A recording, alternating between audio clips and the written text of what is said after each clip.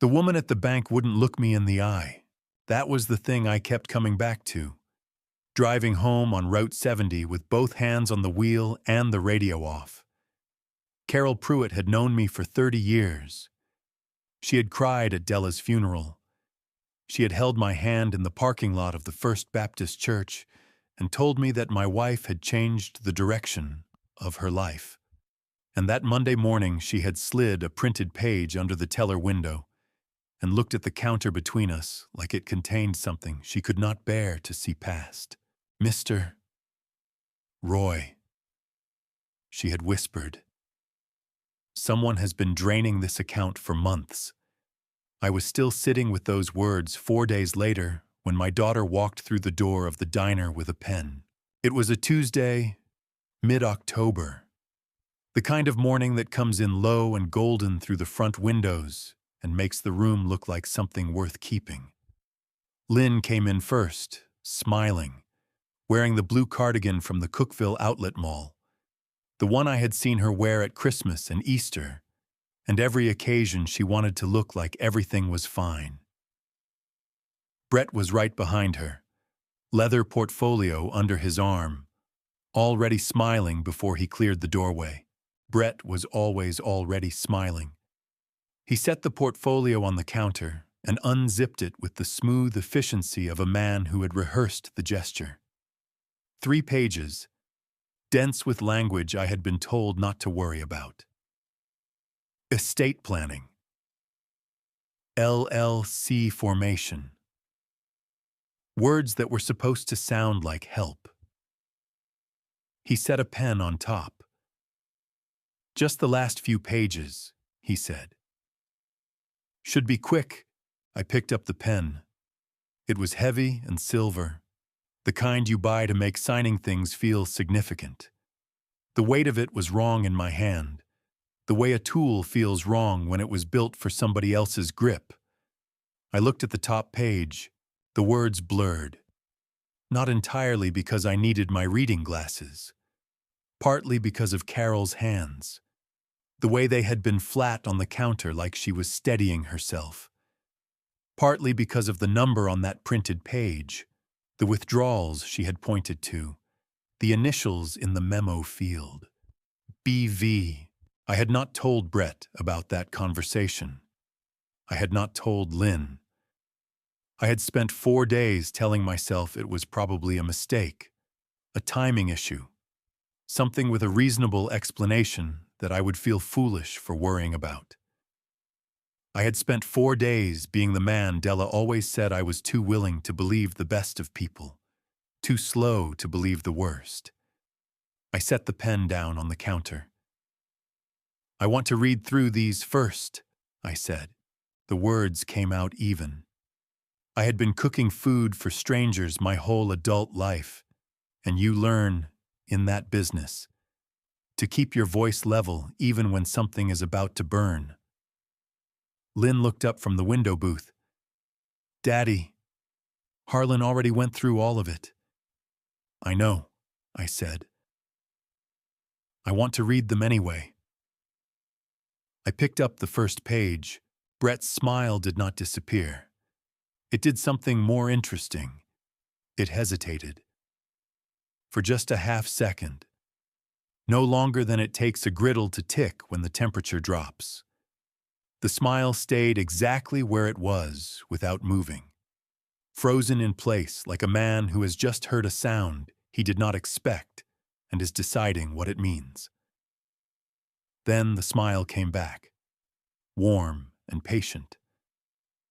"Of course," he said. "Take all the time you need." I kept my eyes on the page. I was not reading. I was thinking about the way Carol had glanced toward the back office before she spoke, about the particular quality of a whisper from a woman who wanted to help but was afraid of something she could not name. About 50 years of trusting Della to handle the paperwork and how that trust, which had never once cost me anything, had quietly become the thing someone was counting on. Behind me on the shelf, Between the old spice jars and the photograph of Della and me at the county fair in 1981 sat the recipe box. Green paint, worn corners, her handwriting on the tape across the lid. I had not opened that box since the week after her funeral. I had not known. Standing there with Brett's pen on the counter and his smile waiting across from me and my daughter watching from the window booth, that Della had already seen this day coming. I had not known she had done something about it. I turned back to the first page and started at the top. I turned the first page over and did not absorb a single word. That happened to me sometimes behind the counter. My eyes would move across a thing, and my mind would go somewhere else entirely. Somewhere older and quieter. The way a river goes underground and keeps moving even when you cannot see it. I went back to 1974. I was 23 years old, and I had $40 in my pocket and a lease on a building the previous owner had described as a diamond in the rough, which was a polite way of saying the roof leaked in 2 places and the electrical panel was held together with tape and optimism. The sign above the door said Hatcher's then. It did not say Della's until 3 years later, after we married, and even then it was her idea. I told her we could keep my name on it. She said my name was already on it in the ways that mattered, and that a diner ought to have a name. People felt something when they heard it. She was right.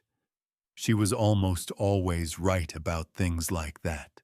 Della Marie Hatcher, née Pruitt, had grown up 12 miles down Route 70 in a house that smelled of cornbread and pine sol and whatever her mother was putting up in jars that week. She had strong hands and a sharp tongue, and the kind of laugh that made strangers turn around in their seats to find the source of it. I fell in love with her on a Wednesday in March when she walked into the diner looking for work and told me, before I had offered her an application, that I was stacking my plates wrong and would crack half of them inside a month. She was correct about the plates.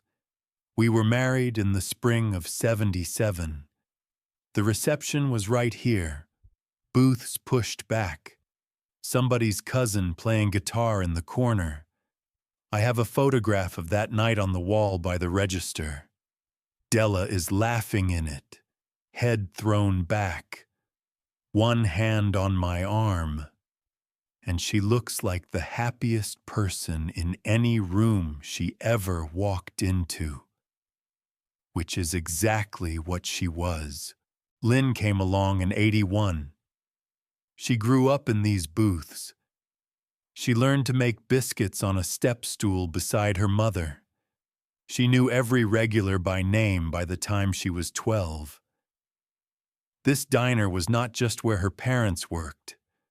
It was the only home she had ever really known. Same as me. Della handled everything that was not cooking. That was always the arrangement, and it suited us both. I understood heat and timing and the alchemy of making simple food taste like something a person needed. Della understood everything else, the lease, the insurance, the taxes, the accounts. She had a filing cabinet in the back office that she kept locked, organized in a system that made complete sense to her and mystified me entirely. Every April she sat at the kitchen table with a shoebox of receipts and a legal pad and worked through the numbers with the focused quiet of a woman diffusing something. I never looked over her shoulder. I never needed to. For 37 years, I trusted Della Hatcher with every piece of paper that had my name on it. She got sick in the winter of 2019. Pancreatic cancer, which is the kind that does not give you much time to argue with it. 7 months from diagnosis to the morning, I sat beside her bed and held her hand while she stopped breathing. 7 months is not long enough. It is also, I have learned, exactly long enough to say everything you needed to say and still feel like you left something out. She passed in July of 2020. She was 67 years old. Lynn held the diner together in the months that followed. She came in every morning and ran the front of house while I stood behind the grill and cooked, because cooking was the only thing I knew how to do with my hands, when the rest of me did not know what to do at all. I was grateful the way a drowning man is grateful for something solid to hold. So grateful that I did not stop to ask whether the solid thing had any cracks in it. Brett Vance had been in Lynn's life for 2 years by then. He was a financial consultant out of Nashville. Attentive. Present. The kind of man who remembered details and asked questions that sounded like genuine interest. He asked about the diner's history, the terms of the lease, whether we had looked into modernizing the business structure. I thought he was being thorough. About a year after Della passed, he sat in this booth and laid his hands flat on the table and said, "Roy, I want to help protect what you and Della built." The way he said it was warm and careful, and Lynn was sitting beside him with her eyes hopeful. And I thought about Della's filing cabinet with nobody to tend it anymore. I said I appreciated that. There was something I noticed that evening and did not name. When Brett talked about the diner, he looked at the room the way you look at something you are estimating, not the way you look at something you love.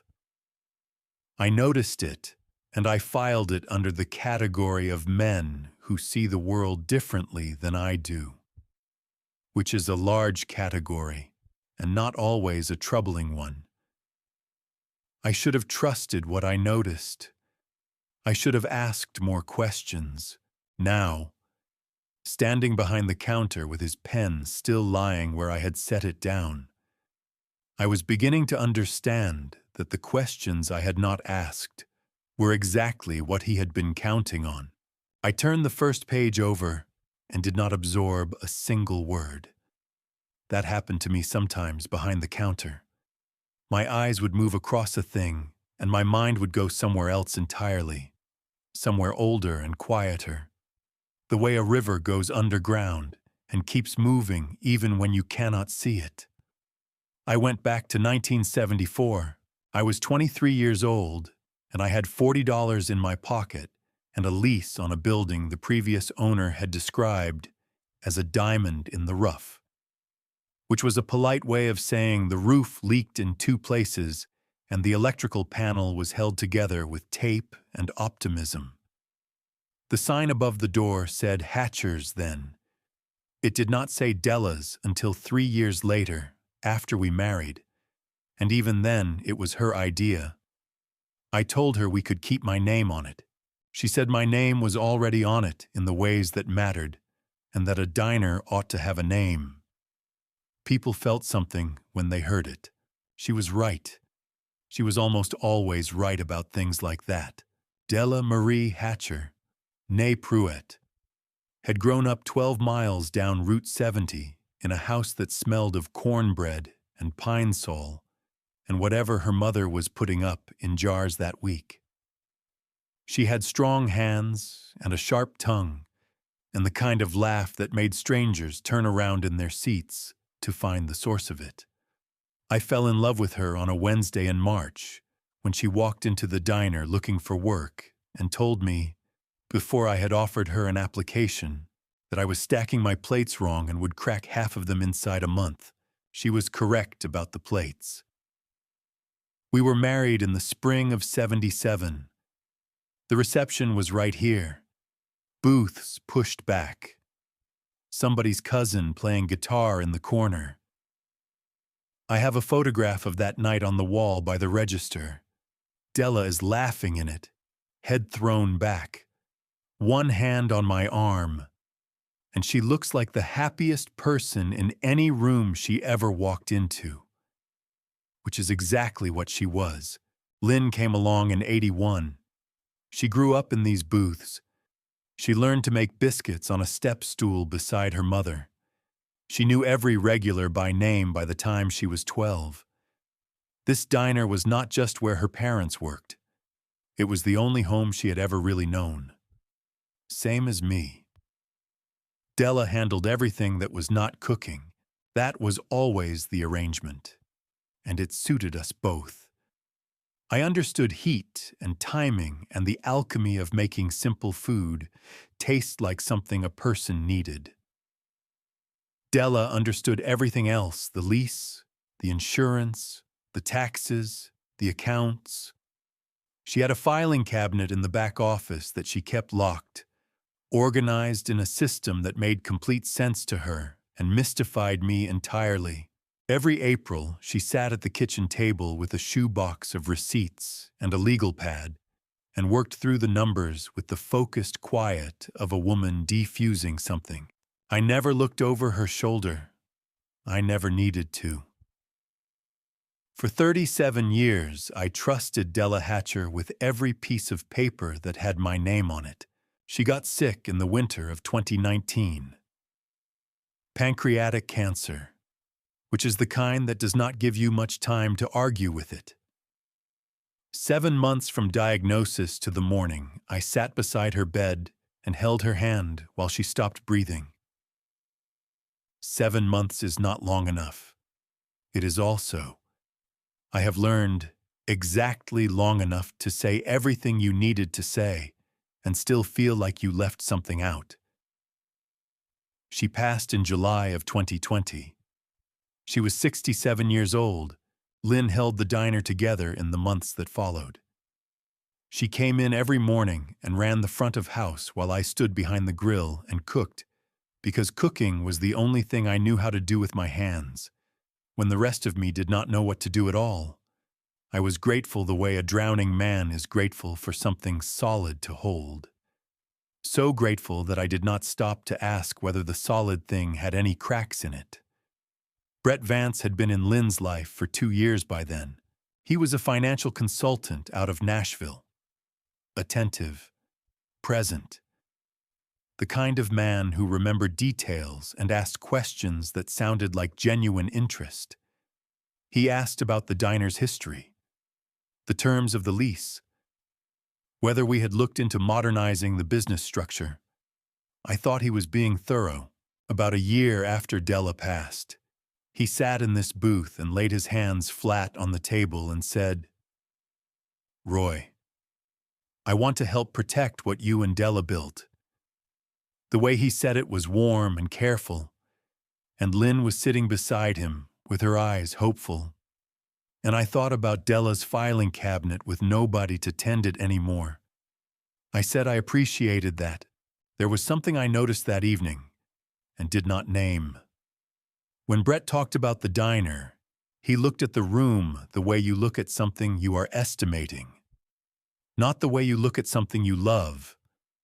I noticed it, and I filed it under the category of men who see the world differently than I do, which is a large category and not always a troubling one.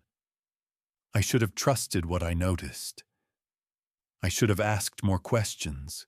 Now, standing behind the counter with his pen still lying where I had set it down, I was beginning to understand that the questions I had not asked were exactly what he had been counting on. On the 5th day, I drove to the bank. It was a Monday morning, early enough that the parking lot at Caldwell Savings and Loan was still half empty. Just a few cars belonging to the tellers and the branch manager and one old pickup that had been parked in the same spot since I could remember, belonging to nobody I had ever been able to identify. I had driven past this building 10,000 times. I had banked here since before Lynn was born, back when the branch manager was a man named Gerald Foss. who wore the same brown suit every day and kept hard candies in a dish on his desk. The branch manager now was somebody younger who I did not know well, but that was not who I was looking for. Carol Pruitt had been at the third window from the left for as long as I could remember.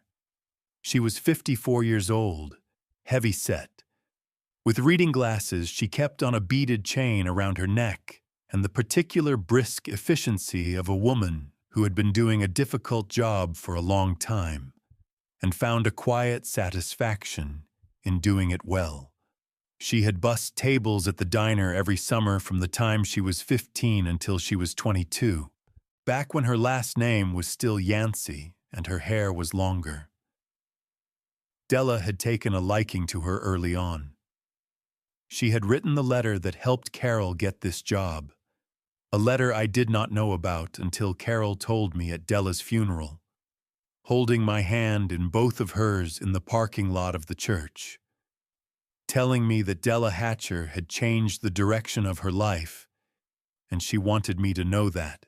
She was at her window when I walked in. She looked up when she heard the door and saw me, and something happened in her face that she was not quick enough to hide. It was not guilt exactly. It was closer to the expression a person makes when they have been dreading a conversation and have just run out of time to keep avoiding it. She glanced toward the back office. The door was closed. I walked to her window and set my hands on the counter. "Morning, Carol." "Morning, Mr. Roy." Her voice was even, but she was looking at the counter between us rather than at me. "I want to look at the account activity for the diner," I said. "Last 3 months."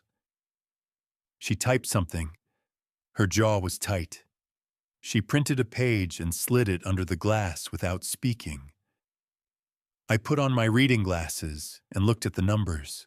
The withdrawals were there in plain type, 6 of them over 11 weeks, ranging from $4,000 to $9,000. Each one drawn from the diner's operating account through an electronic transfer I had not authorized. The destination account had a routing number I did not recognize. Beside one of the transfers, in the memo field, were 2 letters BV. Brett Vance. I stood there for a moment reading the page again, more slowly this time. The way you read something a second time, hoping the words will have rearranged themselves into something less than what they are. They had not. "Carol," I said, keeping my voice low. "There is also a mortgage on this account. It is showing a lien." She nodded, still not looking at me. "When did that happen?" She typed again. Another page came through the slot. I picked it up. It was a loan document, a commercial mortgage on the diner property, dated 3 weeks after the evening Brett had come in with his portfolio and his yellow legal pad. The loan amount was $240,000. The borrower line read Hatcher Family LLC. The signatory line had my name on it. I did not remember signing a mortgage. "Carol," I said. She looked up at me then. Her eyes were steady, but there was something behind them that I recognized as the particular pain of a person who knows something they wish they did not. She leaned forward slightly, dropping her voice so it would not carry to the windows on either side of her. "Mr. Roy, I have been trying to figure out how to call you for 2 weeks," she said. "I did not know if it was my place." "It is your place," I said. She looked at the page in my hand. That loan was processed through the LLC. The authorization documents we received showed a power of attorney. The signature matched yours on file. She stopped. I verified it myself because something felt off to me. It matched. But Mr. Roy, the account those transfers are going to is not a business account. It is a personal checking account. She looked down. I cannot tell you that directly. But the initials on the memo field are accurate. I looked at the page again. BV. There are also 2 more documents on file that came with the LLC formation, she said. One of them extends the power of attorney significantly, much broader than standard estate planning documents usually require. She paused. I am not an attorney. I do not want to say something I should not say, but I think you need to talk to one. I folded both pages and put them in the inside pocket of my jacket. Thank you, Carol, I said. Your Della helped me get this job, she said quietly. I owe her. I drove back to the diner and went directly to the back office. I had a manila folder in the bottom drawer of the desk where I kept copies of anything I signed. A habit Della had drilled into me early. I found the copies Brett had left me from the Thursday evening 6 weeks ago. I spread them on the desk under the lamp and put on my reading glasses and read every page, every line, all 12 of them, for the first time. On page 7, buried in a paragraph about managing member authority, was a clause that extended signatory power over all accounts, properties, and financial instruments held by the LLC to any designated representative named in a separate authorization addendum. Page 11 was that addendum. It designated Brett Allen Vance as authorized representative with full signatory authority. I had initialed page 11. I sat in Della's chair in Della's office and looked at the wall where her filing cabinet still stood, locked. And I thought about how she had spent 37 years making sure this place was safe, and how it had taken me 6 weeks to sign it away. I locked up the diner at 4 in the afternoon, 2 hours before my usual time. Tuesdays I stayed until 6, sometimes later if the dinner crowd lingered, which in October it sometimes did. The evenings cool enough that people wanted a second cup of coffee and did not feel the pull of anywhere else they needed to be. But I could not stand behind that counter and pour coffee and talk about the weather knowing what I knew. I flipped the sign on the door and drove home with the 2 pages from the bank still folded in my jacket pocket, pressing against my chest, like something that had weight beyond paper. The house was a 10-minute drive from the diner, a ranch-style place on Birch Street that Della and I had bought in 1983 when Lynn was 2 years old, and we had enough saved for a down payment and not much else. We had painted it twice since then, replaced the roof once, added a screened porch on the back where Della used to sit in the evenings with her tea and her seed catalogs. Planning gardens she did not always get around to planting. The house was mine now in the way that a thing can be yours, after the person who made it feel like home is gone. Technically mine. Structurally mine. In every other sense. Still hers. I went in through the kitchen door the way I always did, and stood for a moment in the middle of the room with my jacket still on. The kitchen looked the same as it always had. The same yellow curtains Della had sewn herself in 2006. The same cast iron skillet hanging on the hook beside the stove. The same ceramic rooster on the windowsill above the sink that Lynn had given her mother one Mother's Day in the mid-90s, and that Della had kept there ever since, because she said it made her smile every morning, which was reason enough for anything. I had not moved a single thing in this kitchen since she died. I knew that said something about me that a person with better sense might have addressed by now. I had not gotten around to caring. I took off my jacket and hung it on the chair and put the kettle on. While I waited for it to boil, I stood at the window and looked out at the backyard. The garden beds were overgrown. The bird feeder needed filling. The screened porch door had developed a slow creak over the summer that I kept meaning to fix. There was always something in a house that needed tending.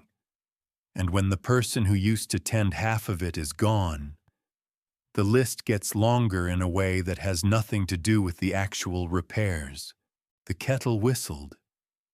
I made tea, which I had not drunk before Della died and had drunk every evening since, because it was what she would have made. And sometimes doing what a person would have done is the closest you can get to having them in the room with you. I sat at the kitchen table. After a while, I got up and went to the shelf above the refrigerator, where she had kept her cookbooks and her church directories, and a small wooden box painted green with a strip of masking tape across the lid in her handwriting. The tape said simply, Della's, which seemed at the time she wrote it like the most obvious label possible, and now seemed like the most necessary one. I had not opened that box since the week after her funeral. I was not sure why I had avoided it. It was not that I thought the recipes inside would hurt to see. It was something harder to explain. The sense that the box was the last room in the house I had not yet entered, and that once I opened it, there would be no more rooms left unopened. While it sat there on that shelf, it was still something I had not done yet. A small piece of future that still had her in it. I set it on the table in front of me and looked at it for a long time. Then I lifted the lid. The smell came first. Faint and particular paper and dried herbs and something faintly sweet that I could not identify and did not try to. Inside were perhaps 40 index cards, some of them old enough that the corners had gone soft. The ink faded to a pale brown, and some of them newer, written in the steadier hand she had in her middle years before the tremor started in the last months. Each card had a recipe title at the top in her handwriting and the ingredients and steps below, written in the abbreviated shorthand she used, the kind that assumed you knew certain things already, that you had been in enough kitchens to understand what she meant by a handful or a good pour or until it looks right. I went through them slowly. Cornbread, chicken and dumplings, the green bean casserole she made every Thanksgiving that 3 different women at church had asked for the recipe and that she had always declined to give. Not out of secrecy, but because she said it would not taste right in a different kitchen. Biscuits, with a note at the bottom in smaller writing, Roy's version uses too much butter. This is the correct amount. I laughed. It was the first time I had laughed in a week, and it caught me off guard, the way genuine things sometimes do. I was near the back of the box when I found it. It was not a recipe card. It was the same size as the others, the same faded cream-colored stock. But the front had only 2 lines written on it in her hand. No title, no ingredients. It said some things I kept safe. Roy, the ones that mattered most. You will know when it is time to look. I read it twice. Then I sat in the kitchen for a long time with the card between my fingers, listening to the house settle around me the way old houses do in October when the temperature drops at night. I was still sitting there when I heard the knock at the front door. I recognized the pattern before I was halfway down the hall. 3 knocks, evenly spaced, confident without being urgent. The knock of a man who expected to be let in. I turned on the porch light. Brett was standing on my front step, with his hands in his jacket pockets, and a smile that arrived a half-second too quickly to be entirely spontaneous. "Evening. Roy?" he said. "Just thought I would stop by. Check in." I did not let Brett in. That was the first time I had not let him in 4 years of knowing him, and I was aware of it as I stood in the doorway with one hand on the frame. I told him I was tired, which was true. I told him I had been under the weather, which was close enough. He stood there for a moment with his hands still in his pockets, reading my face the way a man does when he is trying to determine whether what he is hearing is what he is actually being told. Then he nodded and said, "Of course. Get some rest. We can talk tomorrow." I watched his car back out of the driveway before I closed the door. I did not sleep well. I lay in the dark and looked at the ceiling and ran the numbers in my head, the way I used to run prep lists before a big weekend, counting backward from what I knew to what I did not know yet and trying to find the distance between them. The number from Carol's printout, the loan amount, the initials on the memo line, the clause on page 11. By morning, I had made a decision about what to do first. Lynn lived 12 minutes away, in a house on Sycamore that Brett had found and negotiated and described as a great investment in a neighborhood with strong upside potential. Language I had nodded at the time, because it sounded like something a person who knew about these things would say. I drove over at 8:30, early enough that Brett would be gone to his office in Nashville. His car was not in the driveway when I pulled up. Lynn answered the door in a cardigan and reading glasses, holding a mug, looking like she had been up for a while.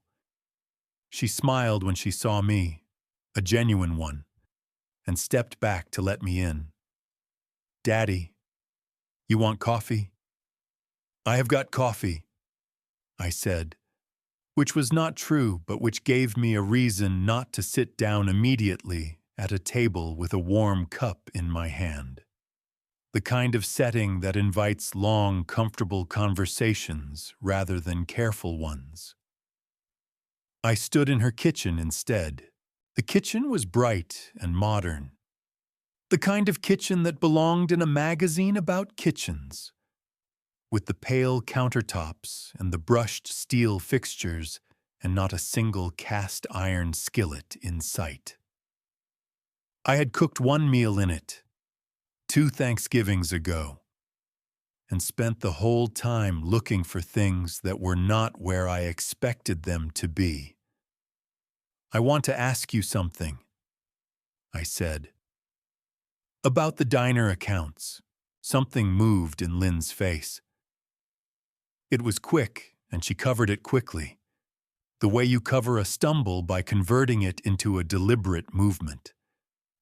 But I had been watching Lynn Hatcher's face since she was 3 hours old, and I did not miss it. "What about them?" she said. "There have been some transfers I did not authorize. Out of the operating account. I was at the bank yesterday." She set her mug down on the counter. "Brett handles the accounts now. Daddy, that is what the LLC structure is for. That is part of the whole point of setting it up this way. These transfers went to a personal account. Lynn, it is probably just a transitional thing. moving the operating capital into a structure that makes more sense for the LLC. She picked her mug back up. Brett explained all of this. You do not need to worry about the day-to-day. She was saying the words carefully, which was different from saying them convincingly. There is a particular quality to borrowed language, language that did not originate in the person speaking it. A slight stiffness at the joints. I had heard Lynn talk her whole life. I knew what her own words sounded like. Lynn, I said, Daddy, you are not good with this kind of thing. She said it gently, not cruelly, which somehow made it worse. You never have been. That is not an insult. It is just true. Mama handled all of it for 30 years. You know that. And now Brett is handling it. And he knows what he is doing. He is good at this. I looked at my daughter standing in her bright kitchen, and I saw something behind her eyes that I had seen before and had not known how to name. It was the look of a person who was holding a position they were no longer entirely certain of, standing in front of a door and keeping it shut through the force of commitment rather than the force of conviction. I let it go. Not because I was satisfied, but because I understood, in that moment, that pushing harder would close the door entirely. All right, I said. I drove back toward the diner.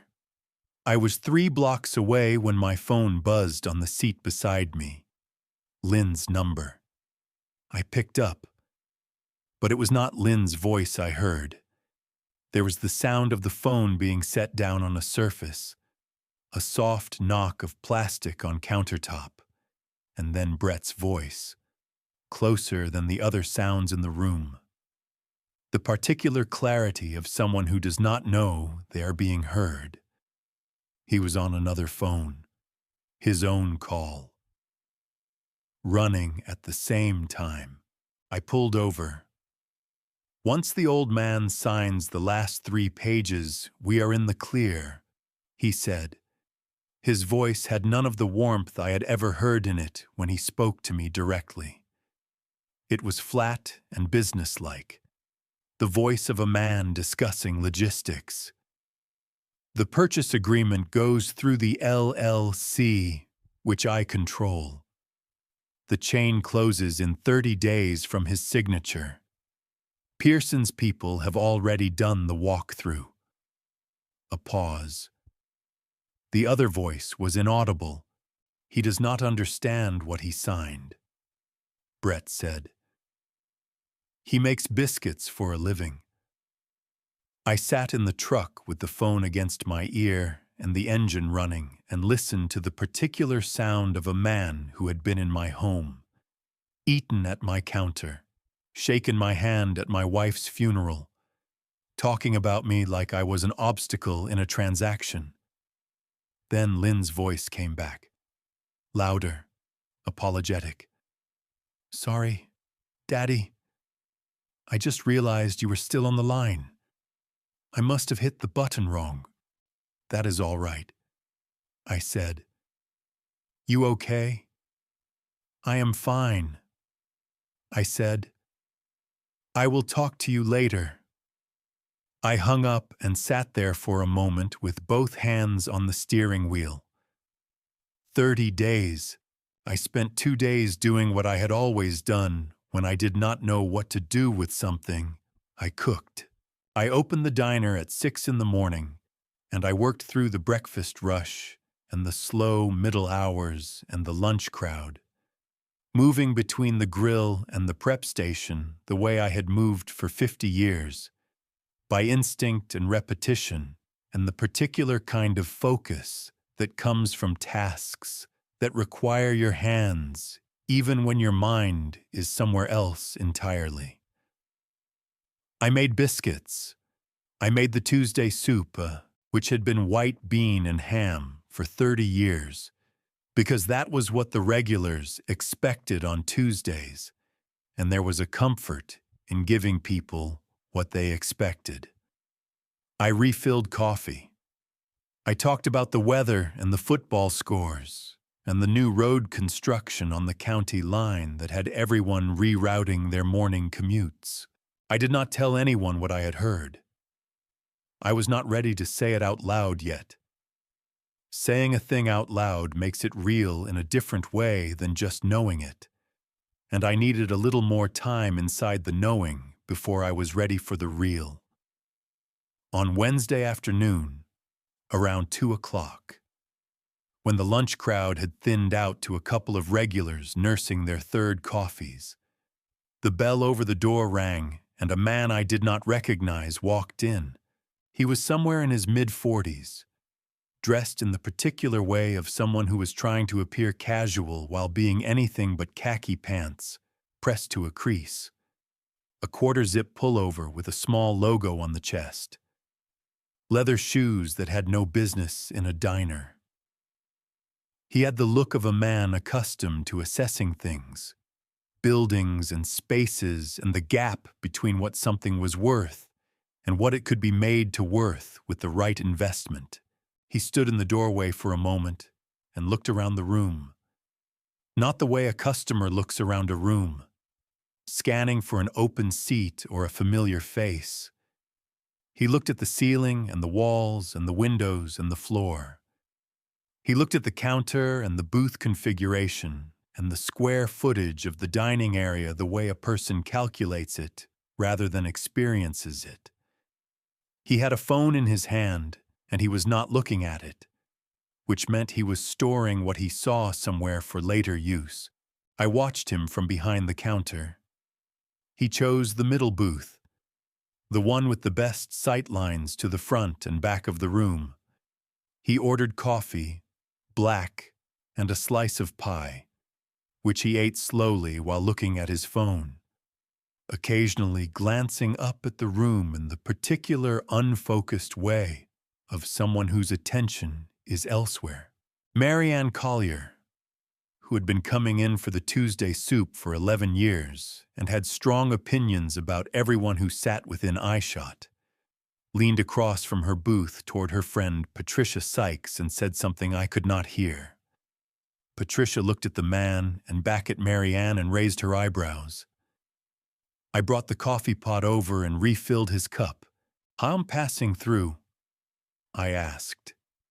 It was the standard question, the polite way of establishing whether a person was from here or from somewhere else, which in Caldwell were the two categories that mattered.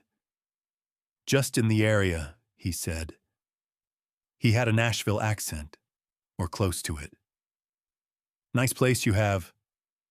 "Been here 50 years, I said. Something moved in his face. A small recalibration. 50 years, he repeated. That is quite a run. "My wife and I built it," I said.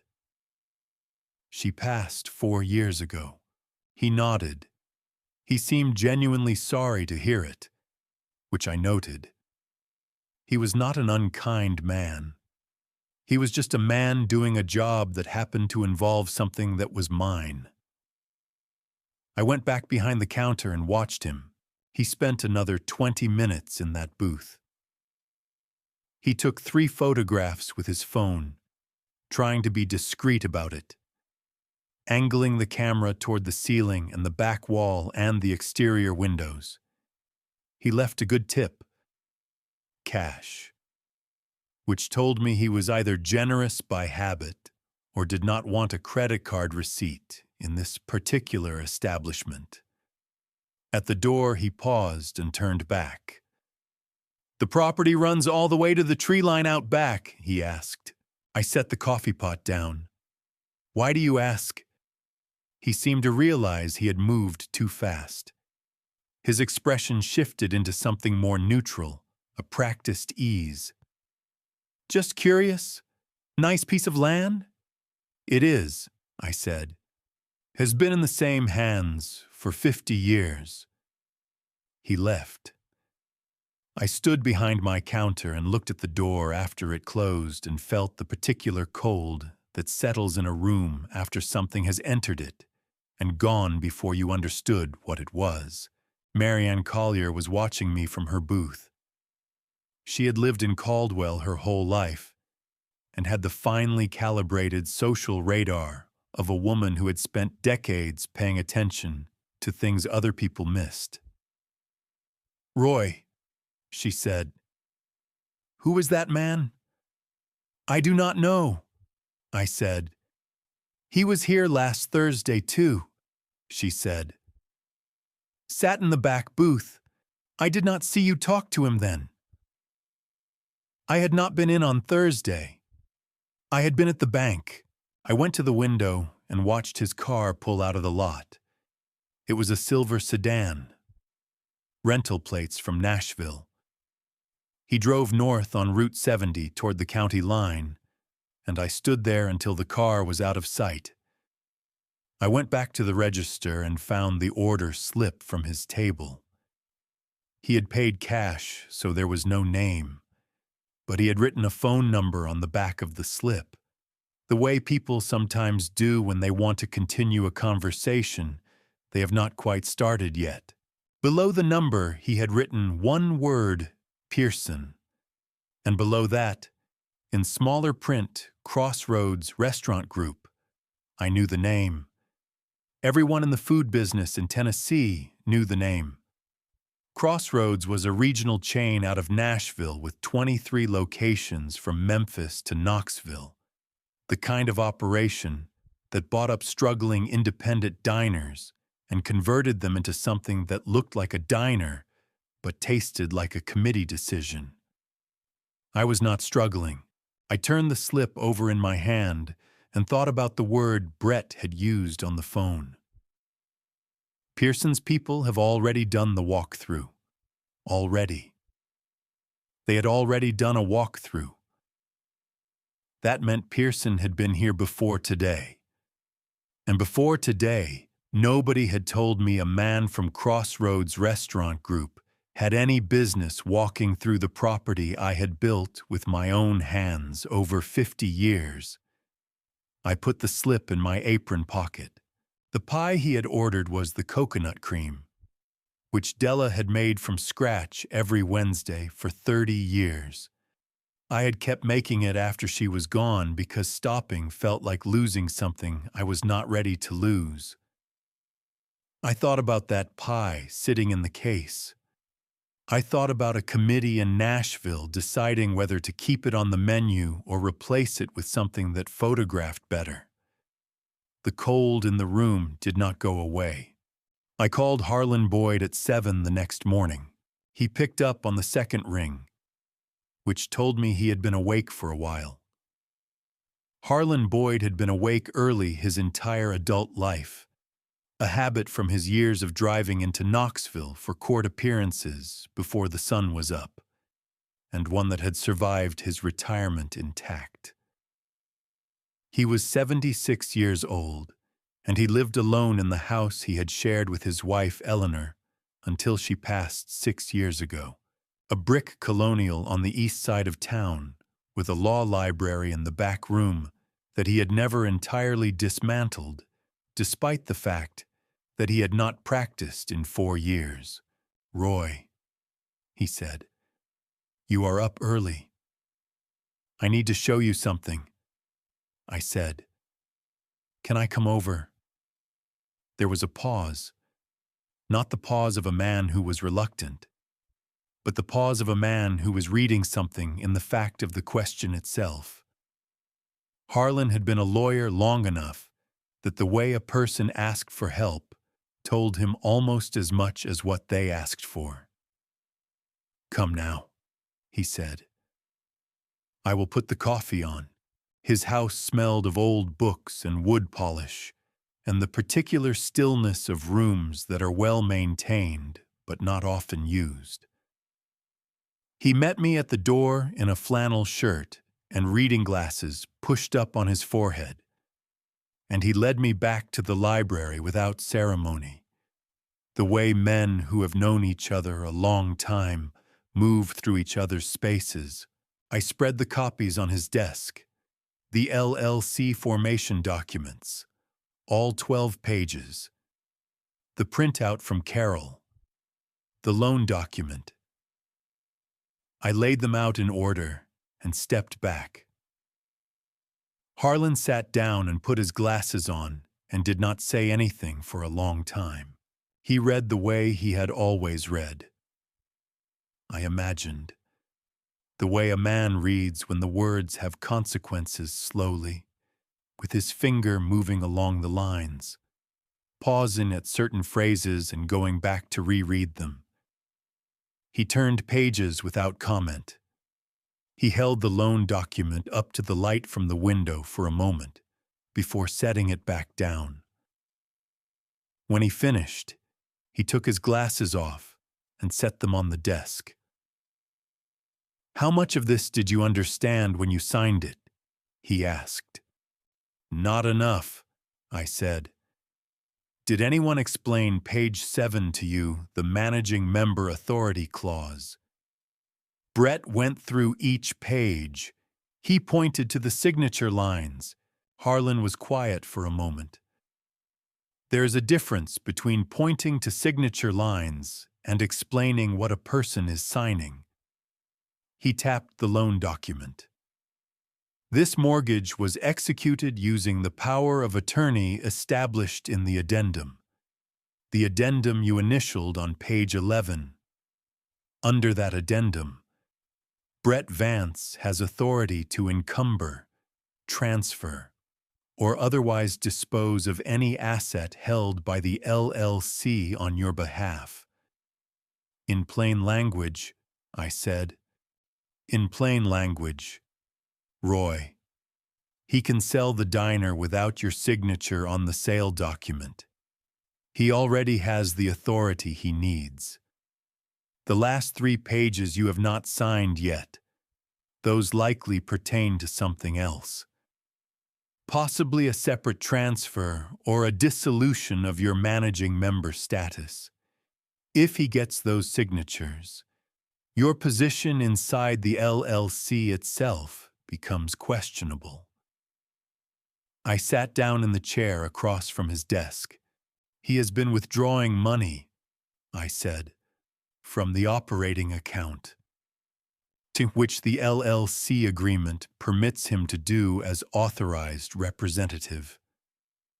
Harlan's voice was even, but there was something beneath it that I recognized as controlled anger, the kind a careful man keeps tightly leashed.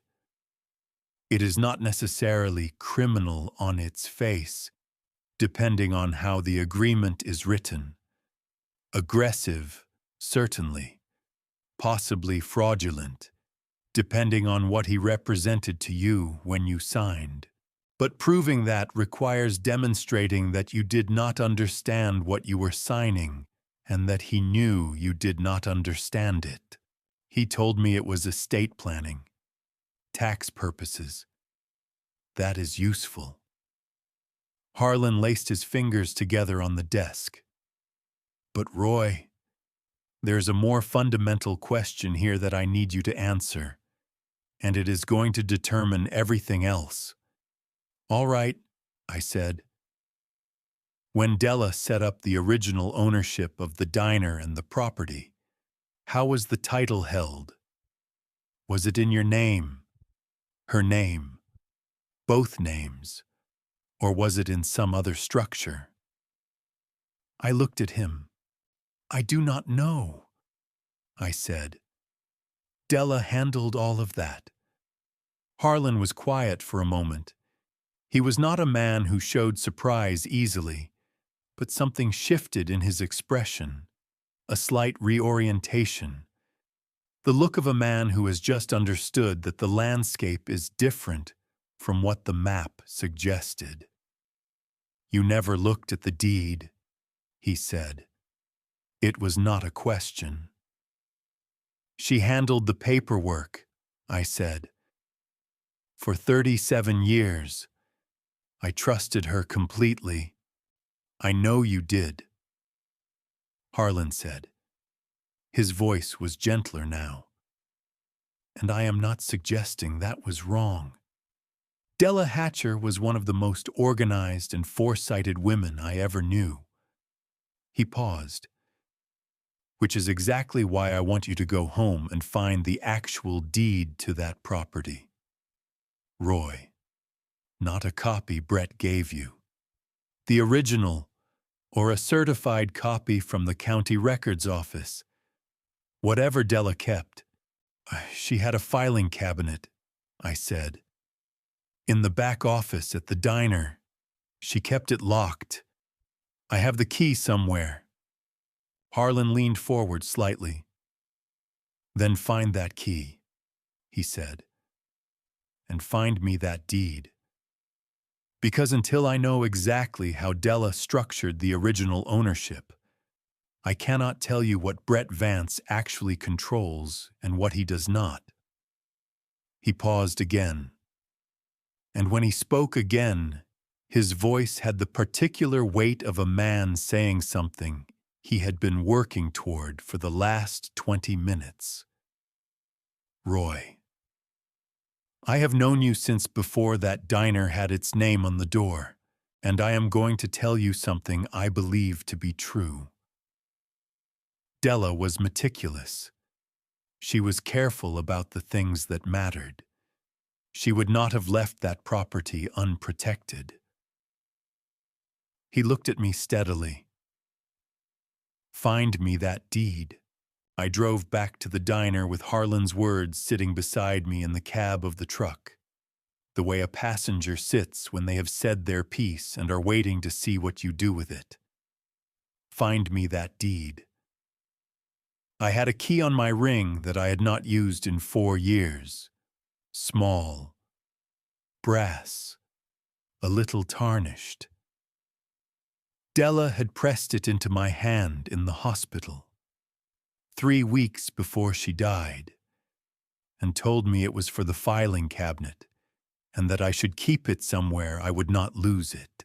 I had kept it. I had never used it. I pulled into the diner lot and sat for a moment looking at the building, the sign above the door, 50 years of her name on it. I got out of the truck and went inside.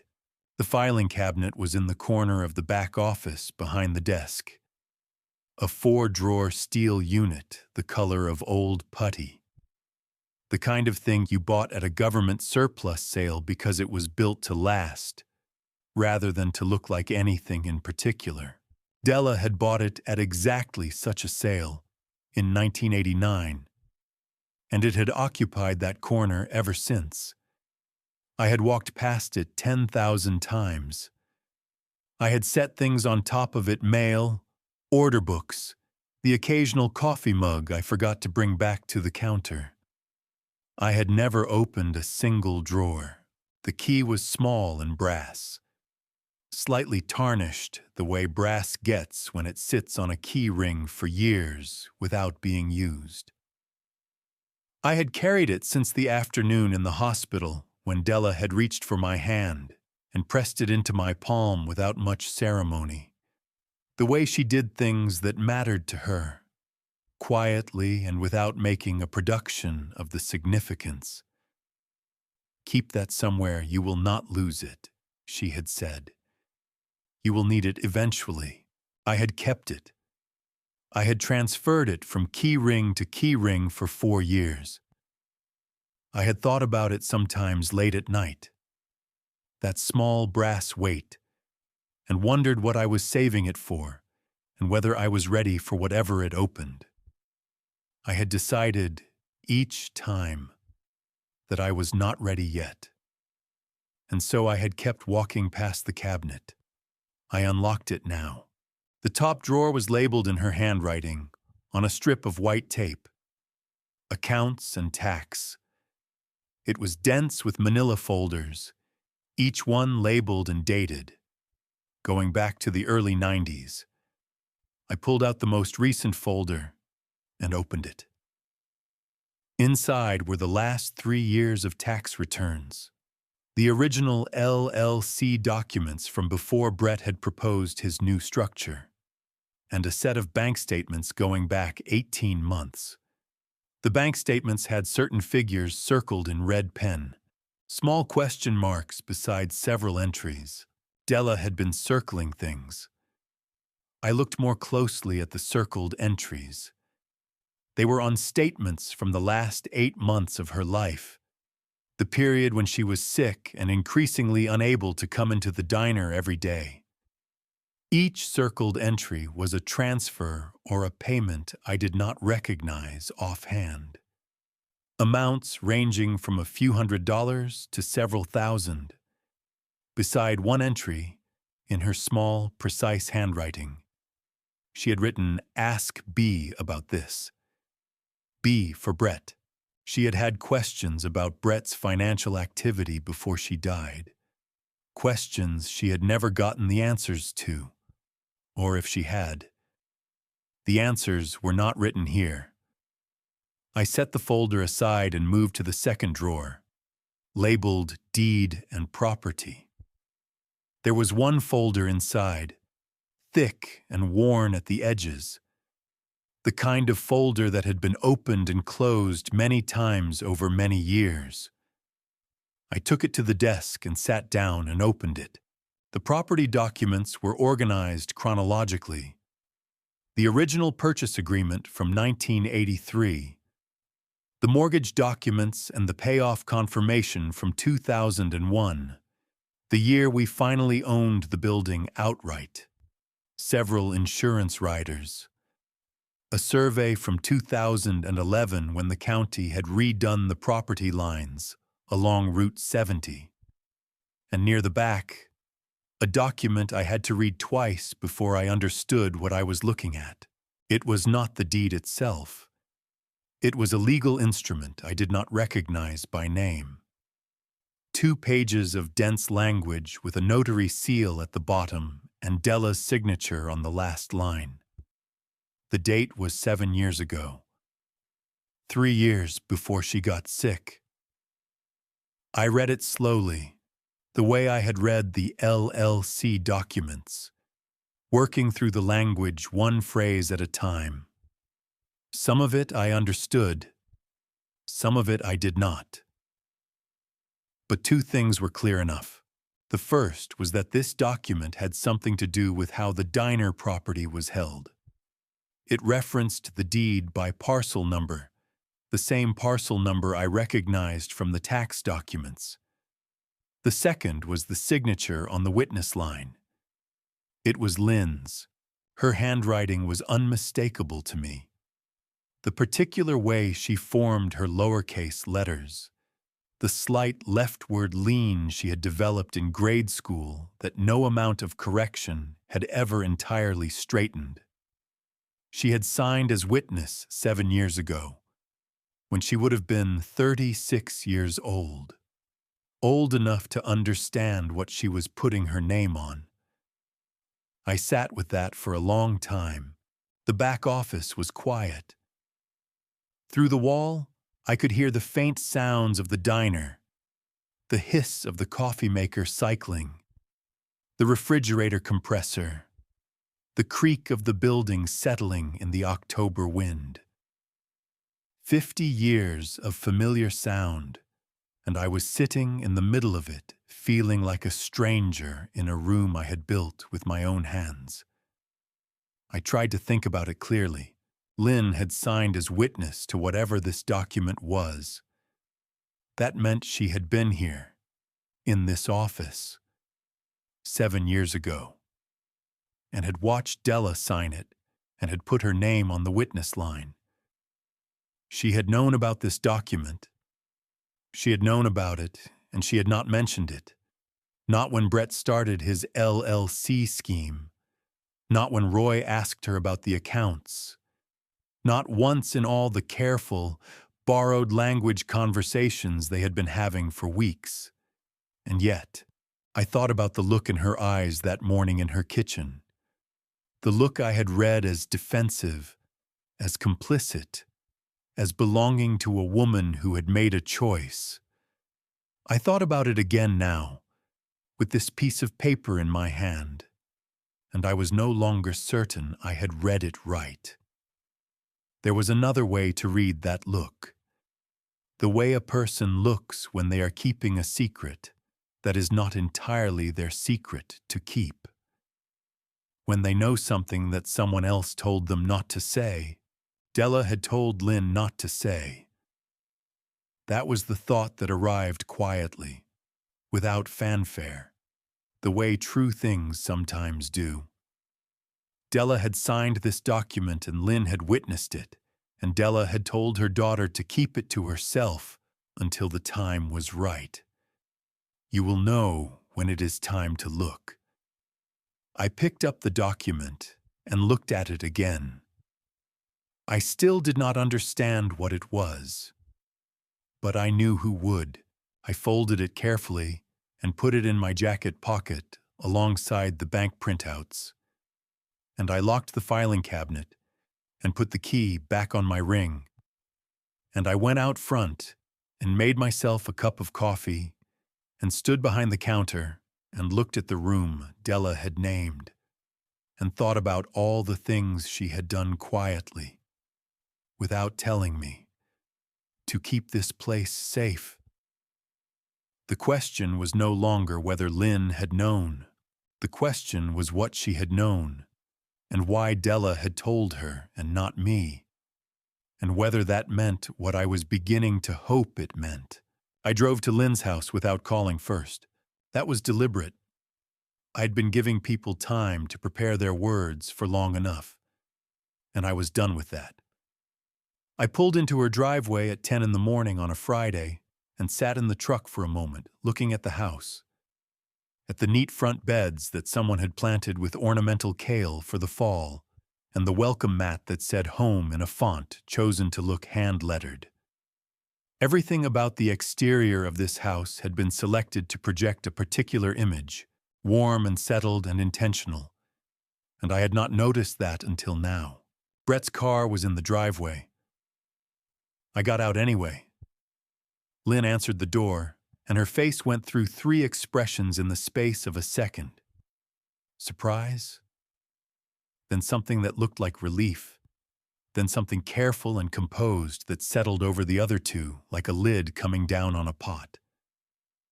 Daddy, I did not know you were coming. I know, I said. Is Brett here? He is working from home today. She stepped back. Come in. Brett was in the kitchen, sitting at the island with a laptop open and a coffee mug beside it. The picture of a man at ease in his own home. He looked up when I came in, and his expression was the same one he had worn every day for 4 years.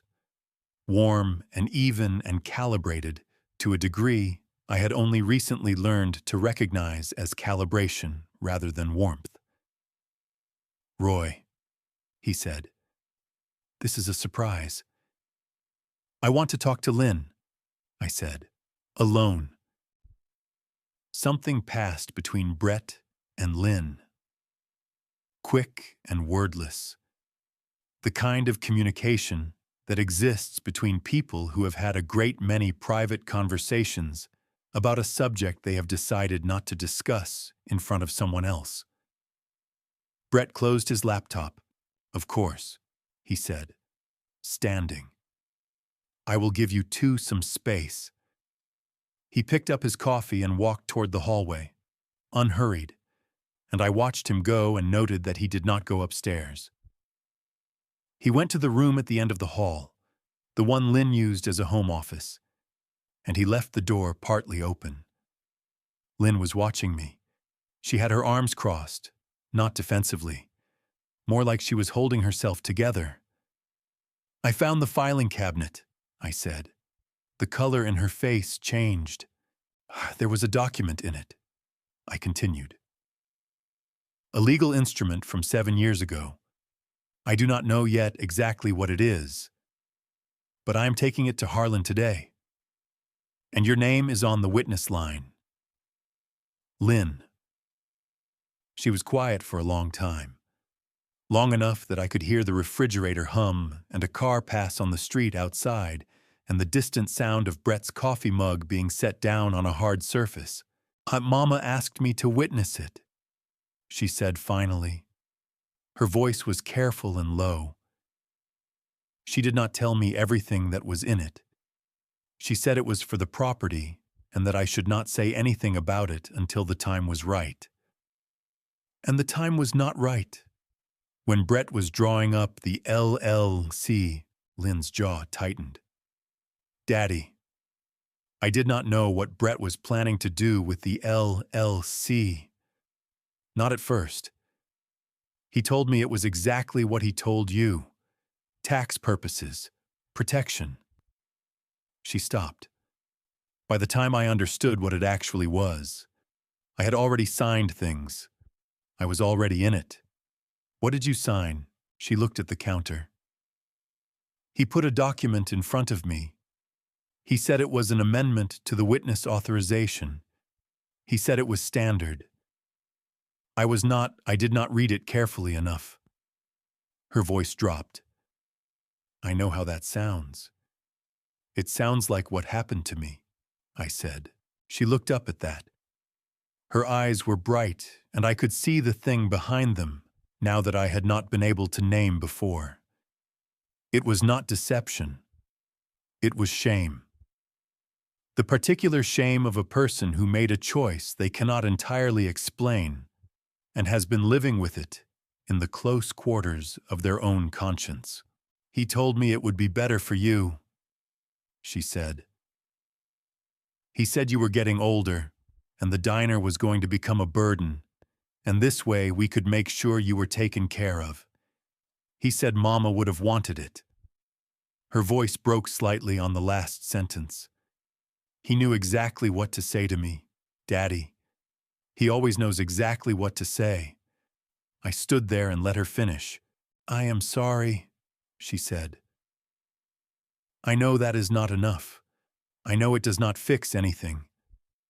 But I need you to know that I did not understand. Not fully. Not until it was already. She stopped again. Took a breath.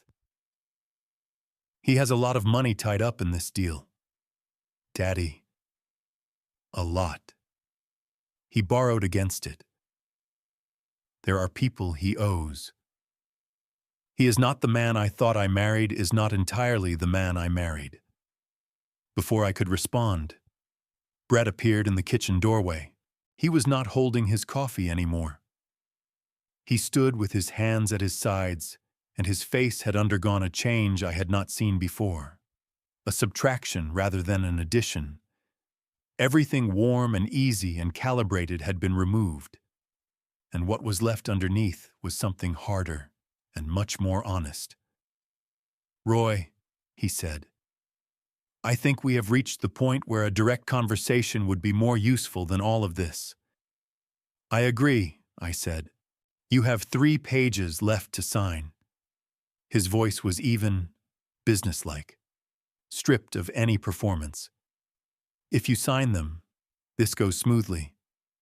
The sale closes, the LLC distributes. You receive a percentage, and everyone moves forward. It is not a bad outcome for you. You are 71 years old, and you are running a diner alone. This is a reasonable exit. It is not an exit I chose, I said. You chose it when you signed the first documents, he said. Whether you understood what you were choosing is a different question, but the legal reality is what it is. He paused. Sign the last 3 pages. Roy. The alternative is a legal process that will take years and cost money you do not have, and will end with the bank foreclosing on that mortgage anyway, because I control the account it draws from, and I can make those payments very difficult to meet. The room was very quiet. Lynn was looking at her husband with an expression I had never seen on my daughter's face before. It was the expression of a person hearing a voice they recognized from nightmares finally coming out of a mouth they had trusted in daylight. Brett, she said. It was barely a word. More like the sound a person makes when the last thing they were holding on to gives way. He did not look at her. He kept his eyes on me. "Think about it," he said. And he turned and went back down the hall, and I heard the office door close all the way this time. I drove back to the diner. I did not go home. I did not call Harlan. I just drove the 12 minutes from Lynn's house to Route 70 on autopilot, the way the body knows a road so well that the mind can be entirely elsewhere, and the truck still finds its way. I parked in the lot and sat for a moment, looking at the building the way I sometimes looked at it in the early mornings before I unlocked the door, as though I was seeing it from the outside for the first time and trying to understand what it was. It was a low building, one story, white clapboard siding that needed painting every few years, a flat roof with a slightly optimistic drainage situation that Della had been after me to address since 2007. The sign above the door was the second sign, the one we had put up in '81 when Lynn was born, and Della had decided the original looked like it belonged to a gas station. The letters were green on white. Della's Diner. 50 years of that name on that building, and now a man from Nashville with a leather portfolio was measuring the square footage. I went inside. I did not turn on all the lights, just the counter strip, the low, warm one that stayed on overnight for security. The diner in that light was a different place from the diner in full operation, quieter and more itself somehow. The way a person is more themselves when they think nobody is watching. The booths were empty. The chairs were upended on the tables the way I left them for mopping. The coffee maker was off. The grill was cold. I sat in the last booth, the one in the back corner that I thought of privately as the lowest booth, though I had never said that to anyone. It was the booth farthest from the door and the windows, the one with the least light and the most quiet. And I had sat in it exactly twice before in 50 years of owning this place. Once the night Della was diagnosed. Once the night she died. It was not a booth for ordinary trouble. I put my hands flat on the table and looked at them. They were an old man's hands. The knuckles were enlarged from decades of cold mornings and hot grills and the repetitive work of cooking, and the skin was thinner than it used to be, the veins more visible. Della used to hold these hands across tables in the early years and say they were good hands, working hands, hands that made things. I had not thought about my hands in a long time. I thought about signing the last 3 pages. I turned the idea over the way you turn a piece of food to check the underside, looking at it from the practical angle. Brett was right about the legal reality, or at least about enough of it to make the rest of it complicated. He controlled the account. He could make the mortgage difficult. A legal fight would take years and cost money I did not have. I was 71 years old, and I ran a diner alone, and the honest truth was that there were mornings when I was tired in a way that sleep did not entirely fix anymore. I could sign the papers, take whatever percentage Brett offered, let Crossroads put their logo on the door and their laminated menus in the booths and their committee-approved coconut cream pie in the case, if they kept the pie at all. I sat with that thought for a while. And then I heard the bell over the door. I looked up. Maddie was standing in the entrance, still in her school clothes, a backpack over one shoulder, her dark hair in a ponytail that had mostly come undone over the course of the school day. She was 16, my granddaughter, Lynn and Brett's daughter, and she had Della's eyes, that particular shade of brown that caught the light differently depending on the angle. And she had Della's way of entering a room like she belonged in it without needing to announce herself. She looked around the dim diner and found me in the back corner and walked over without hesitating, sliding into the seat across from me the way she had been sliding into that seat since she was small enough that her feet did not reach the floor. "Mom said you came over today," she said. She seemed upset. "She had a hard morning," I said. Maddie looked at me with the directness of a teenager who had not yet learned to soften things. "Are you okay, Grandpa?" "I am working on it," I said. She set her backpack on the seat beside her and looked around the diner the way she always looked at it, with a particular quality of attention I had noticed since she was small, like she was memorizing it. She had spent more hours in this building than most adults I knew. She had done homework in these booths and helped me restock the napkin dispensers and sat on the counter eating pie when she was 7, while Della told her the names of the spices in the rack and what each one was for. Last summer she had asked me if I would teach her to make the biscuits. I had started to, on 3 separate Saturday mornings, and each time something had come up and we had not finished, and I had meant to get back to it, and had not yet. "I want to finish teaching you the biscuits," I said. It came out before I had decided to say it. Maddie looked at me. "Now." "Not now, but soon." I looked at the cold grill. "There are things in this place that need to be passed on." She nodded slowly, like she understood that I was not entirely talking about biscuits. After she left, I stayed in the booth for a while longer. The quiet of the diner settled around me and I let it. And somewhere in the middle of that quiet, something shifted. Not dramatically. Not the way things shift in stories. More like the way a knot releases when you find the right end to pull. A slow easing of something that had been held too tight. I was not going to sign those papers.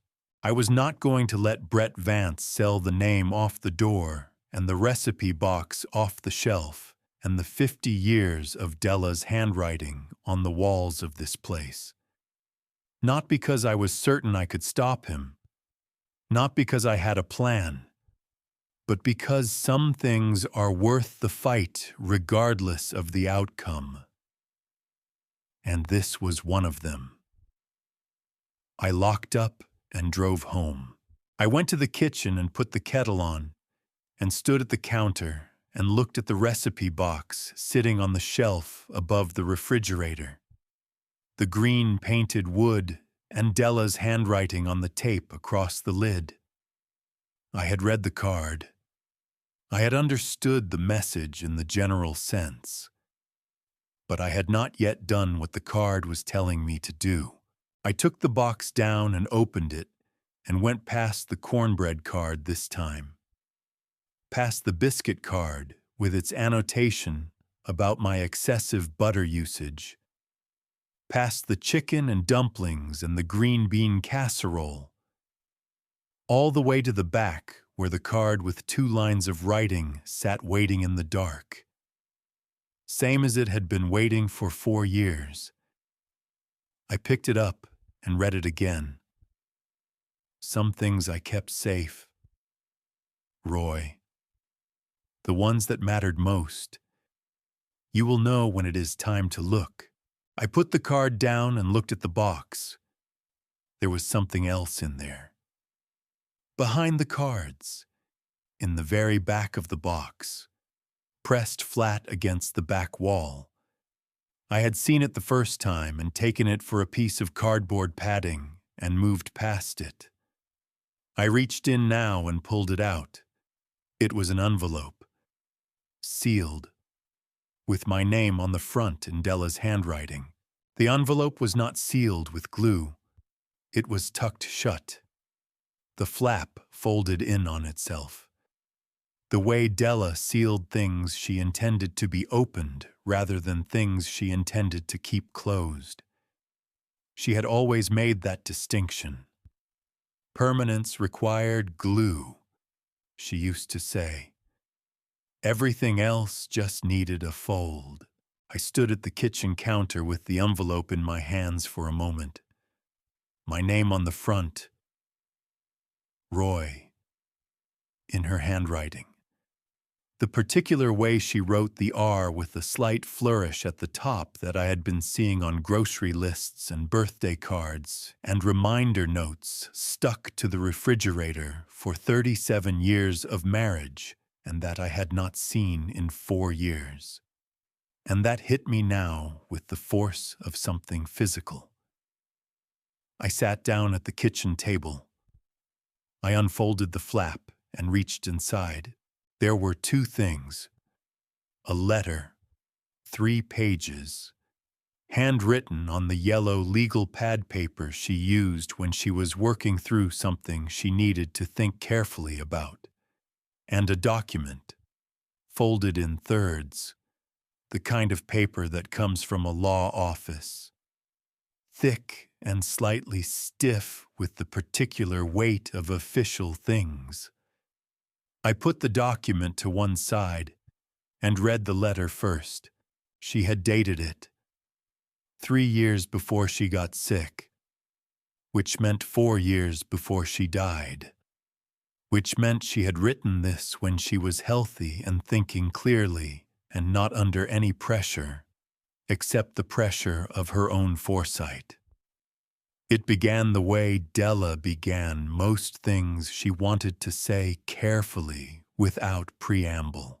Roy, if you are reading this, something has gone wrong that I hoped would not go wrong. I am sorry I could not just tell you all of this in person. You know how you are about paperwork. You would have nodded along and then gone back to worrying about the soup and trusted me to handle it. And that is exactly what I needed you not to do this time. I laughed, which surprised me. Even now, even here, she could do that. I want to tell you about Brett. I know you think I liked him well enough. I was polite to him because Lynn loves him and because I did not have proof of anything. Only a feeling I have learned over the years to trust. You remember how I used to say that some people look at a business and see what it does, and some people look at a business and see what it is worth. Brett looks at everything that way. He looked at this diner and he saw a number. He looked at Lynn and he saw a number. He looked at you and he saw a number that would get smaller every year. I could be wrong about this. I hope I am wrong. But I am not going to leave everything we built to the chance that I am wrong. So I did something about it. She described it in the next page and a half, in the same plain language she used for everything. Several years ago, she had gone to see a lawyer in Knoxville.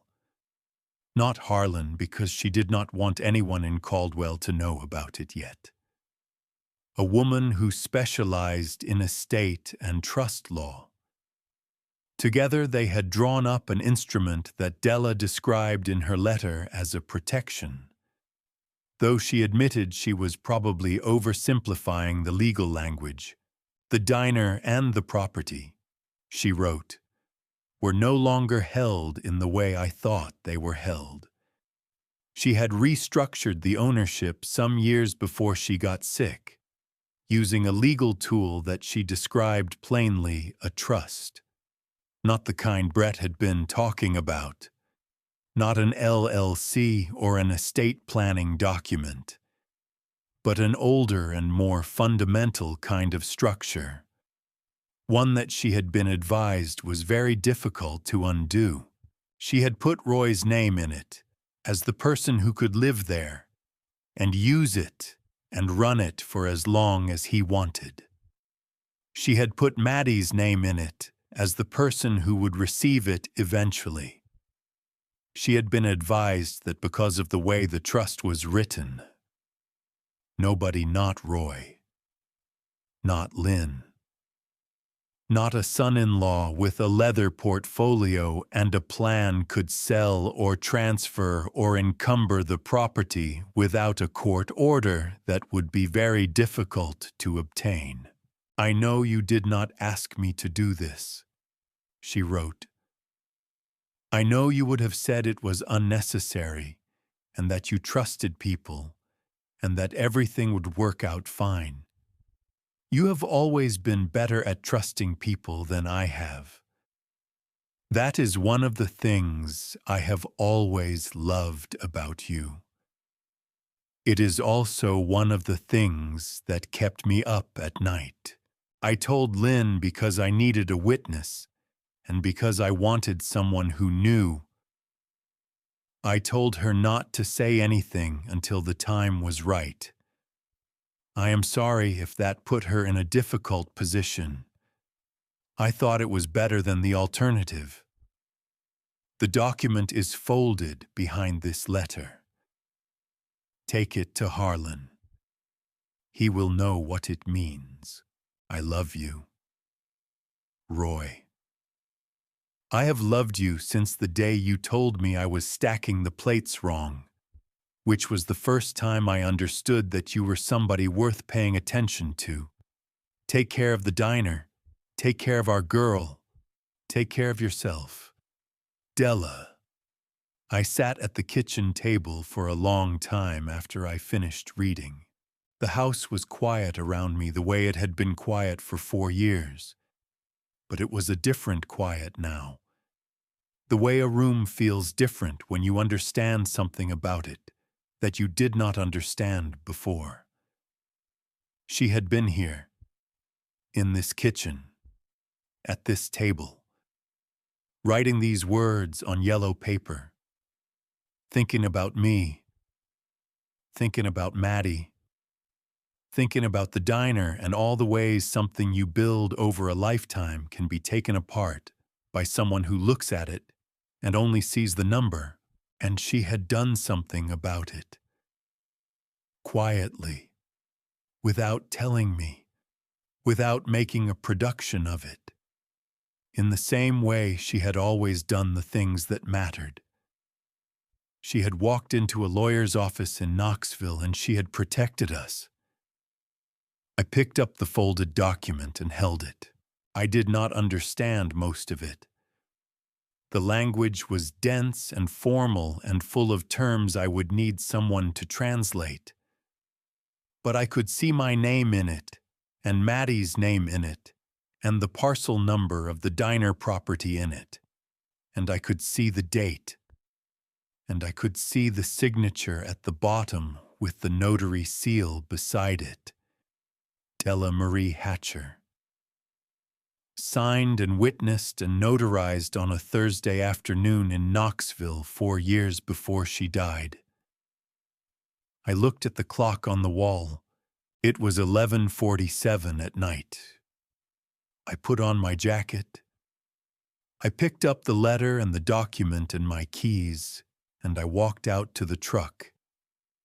And I drove across town in the dark with Della's handwriting on the seat beside me. The streetlights moving over it at intervals like something counting time. And I turned onto Harlan Boyd Street and pulled into his driveway and sat for a moment looking at the dark windows of his house. Then I got out and knocked on the door. Harlan opened the door in a flannel robe and reading glasses, which told me he had been awake and reading rather than asleep, which was exactly the kind of man he was. He looked at my face and then at the papers in my hand, and he stepped back from the door without saying anything and led me back to the library the same way he had led me that morning.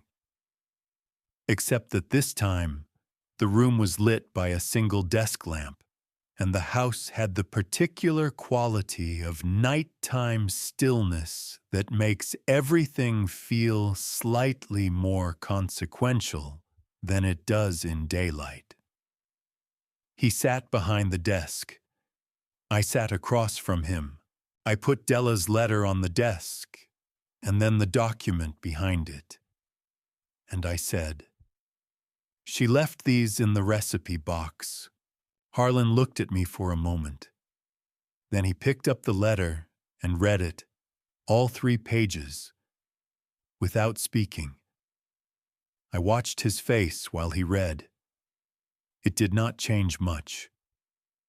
Harlan Boyd's face had spent 40 years in courtrooms learning not to change much. But there was something in the set of his shoulders that shifted as he moved through the pages. A slight settling, like a man who has been holding a weight at an uncertain angle and has finally found the right way to distribute it. He set the letter down and picked up the document. This he read more slowly. He turned the first page and went back to reread a section near the top. He turned the second page and stopped at a particular paragraph and read it twice with his finger tracking the lines. He checked the notary seal and the date and the signature. He set it down and took his glasses off and held them in his hand and looked at the far wall for a moment. "Della went to see Eleanor Marsh," he said. He was not asking. "She mentioned a lawyer in Knoxville," I said. "A woman. Eleanor Marsh. She retired 3 years ago. She was one of the best trust attorneys in East Tennessee." He put his glasses back on and looked at the document again. "This is an irrevocable inter vivos trust. Roy. Do you know what that means?"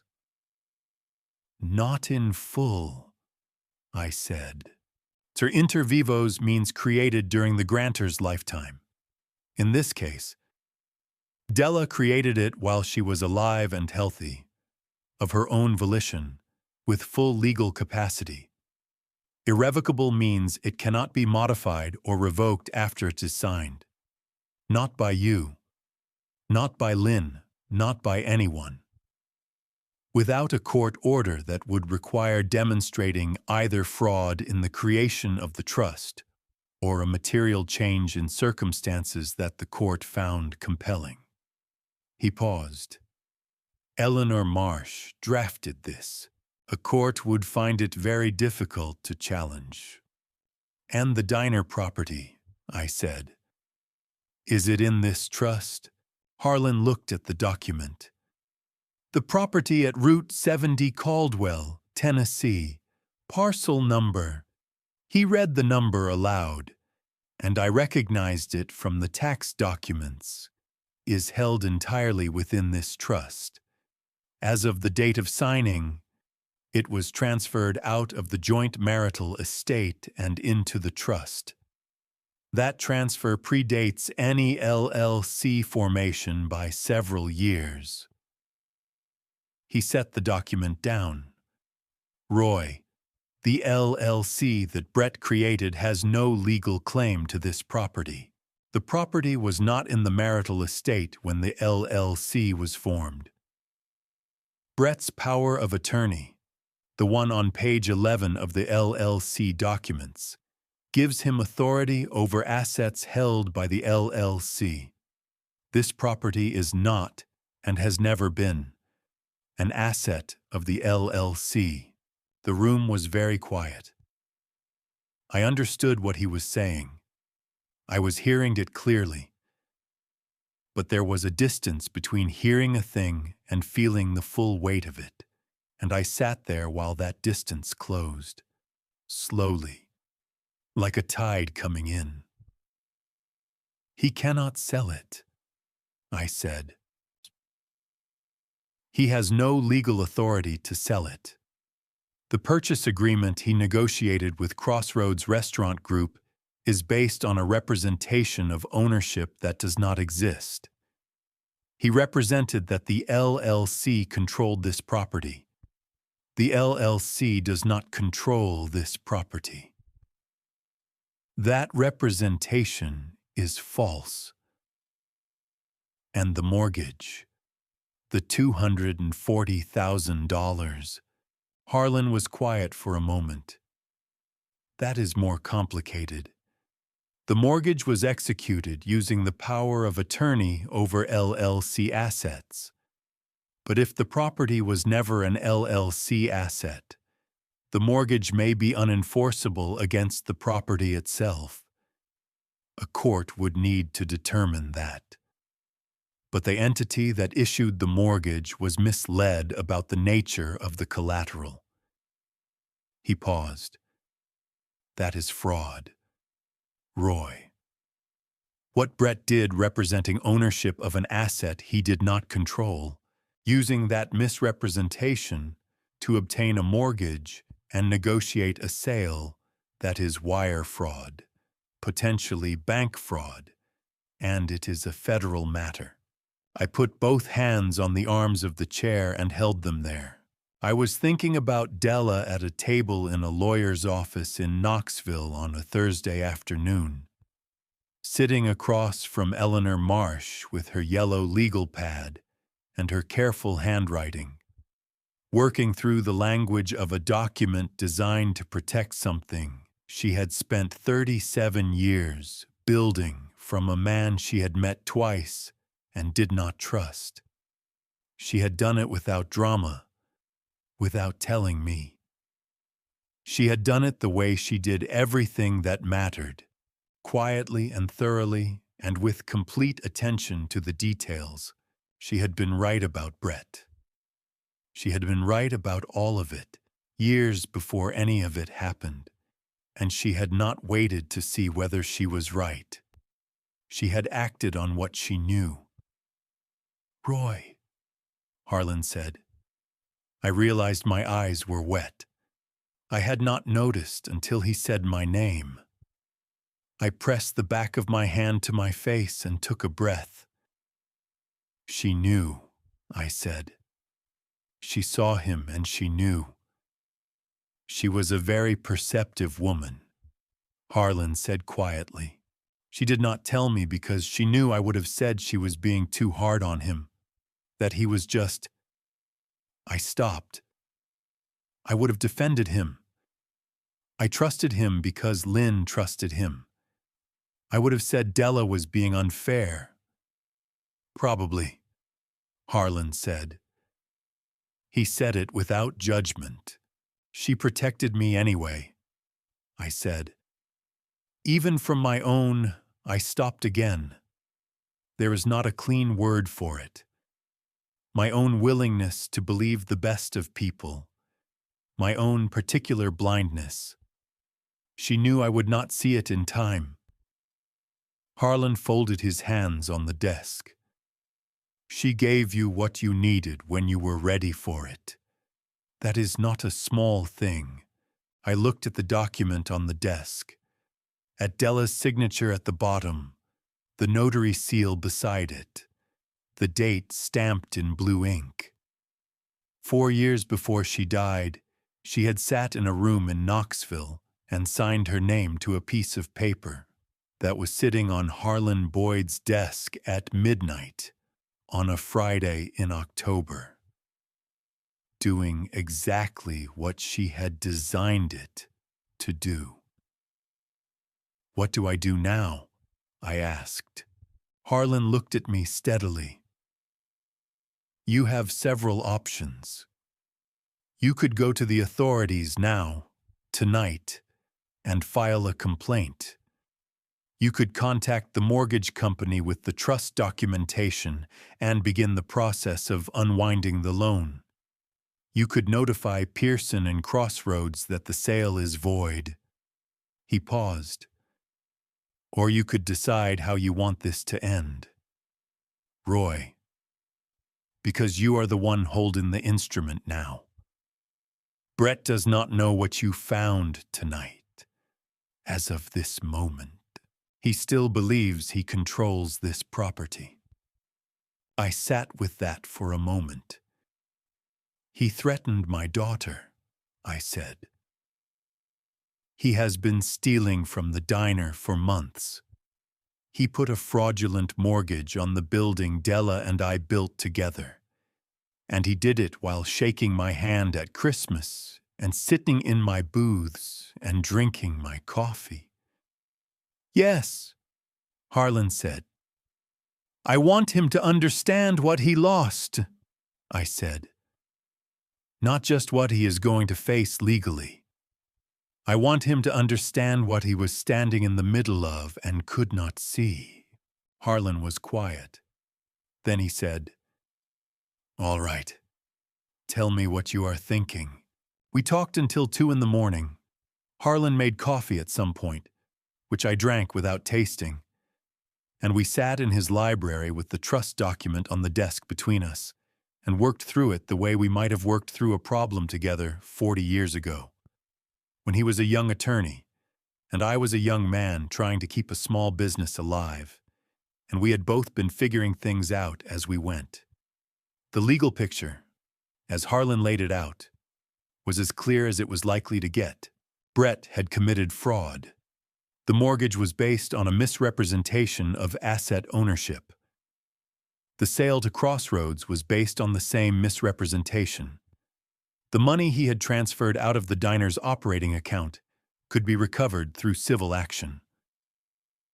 The power of attorney was valid only over Serial LC assets. And since the primary asset he had been treating as an LLC asset was not one, most of what he had done with it was on questionable ground at best and criminal at worst. A federal prosecutor, Harlan said, would have a reasonably clean case. That was the part that kept me up that night and every night after. The part that sat beside all the other parts and would not be quiet. A federal case meant Lynn. Lynn had signed documents. Lynn had witnessed the trust and kept it from me at Della's instruction, which was not criminal. But she had also signed Brett's LLC amendments without fully understanding them, and she had not come forward when she began to understand what they were. And there were lawyers who could make an argument about what that silence meant and what it made her. I did not know how far that argument would go. I did not know if it would go anywhere at all, but I knew that the same process that held Brett accountable for what he had done could, in the wrong hands or under the wrong circumstances, reach backward and find my daughter in it. I thought about Maddie, who had sat across from me in the lowest booth with her ponytail half undone, who had Della's eyes, who had asked me if I was okay with the directness of someone who wanted an honest answer. Maddie, who was 16 years old and had done nothing wrong, and whose life would be measured in some part by whatever happened to her parents in the next months. I read Della's letter again at Harlan's desk while he refilled our coffee. Take care of our girl. Our girl. Della had meant Lynn. She had always called her that. Our girl, the same way she said our diner and our house. The possessive that was not about ownership but about belonging. Take care of our girl. I thought about what it meant to take care of someone who had made a mistake. Not a small one. Not a forgivable one in the ordinary sense. Lynn had let herself be used as a tool against her own father, and she had known, at some level, that something was wrong and she had not stopped it. That was real. That had happened. I was not going to pretend otherwise, But I also knew my daughter. I knew the particular way she had said Brett's name in her kitchen when he threatened me. The sound it made coming out of her. Barely a word. More like something tearing. I knew the look in her eyes that I had finally read correctly. The look not of a conspirator, but of a woman who had been slowly and systematically persuaded that her own judgment could not be trusted, and that the man beside her knew better. I had seen that look before. In my early years at the diner, I had hired a young woman named Sheila who had a boyfriend who called her stupid in small ways. So small you could almost miss them, until she believed it enough that she stopped correcting herself when she was right. I had watched that happen over 6 months. I had not known what to do about it then. I knew what to do about it now. I want to keep Lynn out of the criminal process, I told Harlan. As much as is legally possible. Harlan looked at me over his glasses. She signed documents. Roy. She signed documents she did not understand at the instruction of a man who had spent 4 years persuading her that she was not capable of understanding things. I paused. That is also a kind of fraud. Harlan was quiet for a moment. It is not a straightforward legal argument, but it is not without merit either. If Brett induced her signature through misrepresentation and manipulation, her culpability is significantly reduced. He picked up his pen. It is worth making that case. It would require her full cooperation with investigators. Complete disclosure. She will cooperate, I said. I will make sure of it. And Brett faces everything that is coming to him, I said. I do not want to protect Brett. I want him to stand in the middle of what he did and understand exactly what he threw away. Harlan nodded slowly. All right. Here is what I suggest. He outlined it in the methodical way of a man who had spent 40 years building cases, one element at a time. First, a meeting. Not with lawyers present. Not yet. Not in a formal setting. A meeting at the diner, on Roy's ground, where Brett still believed he held the advantage. Where Roy could lay out what he knew and watch Brett's face when he understood that the ground under him had never been what he thought it was. Pearson should be there, because Pearson needed to know that the sale was void and that Crossroads Restaurant Group had been a party to a fraudulent transaction. However unwittingly, Harlan would be there as Roy's representative. After the meeting, the legal process would begin in earnest. And Lynn, I asked. Invite her, Harlan said. She needs to be there, not for the confrontation, for what comes after it. She needs to see it end. He paused. She has been living inside this thing for a long time. Roy. She needs to see the door open. I drove home as the sky was beginning to lighten in the east, that first pale gray that comes before the color, the part of morning that feels like a held breath. I made biscuits when I got home because I could not sleep, and because making biscuits was the thing my hands knew how to do when the rest of me was still working through something. I stood in Della's kitchen and measured the flour the way she had taught me, by weight rather than volume. More accurate, she always said. And I thought about what it meant to hold the thing that saved you without knowing you were holding it. She had put it in a recipe box. She had put the thing that saved us between the cornbread card and the back wall of a painted green box on a kitchen shelf, and she had trusted that I would find it when I needed it. And she had been right. I called Lynn at 7 in the morning. She answered on the first ring. I need you to come to the diner on Thursday, I said. Bring Brett. I am inviting Pearson and Harlan. There are some things that need to be said in the same room. There was a long silence on the line. Daddy, she said. What did you find? Something your mother left for me, I said. I will explain it Thursday. Another silence. Then, quietly, is it going to be okay?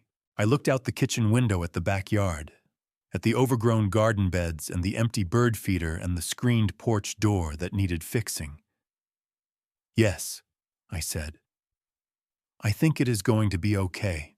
I opened the diner at 6 that Thursday morning, the same way I had opened it every morning for 50 years. I unlocked the front door and turned on the lights and started the coffee and fired up the grill.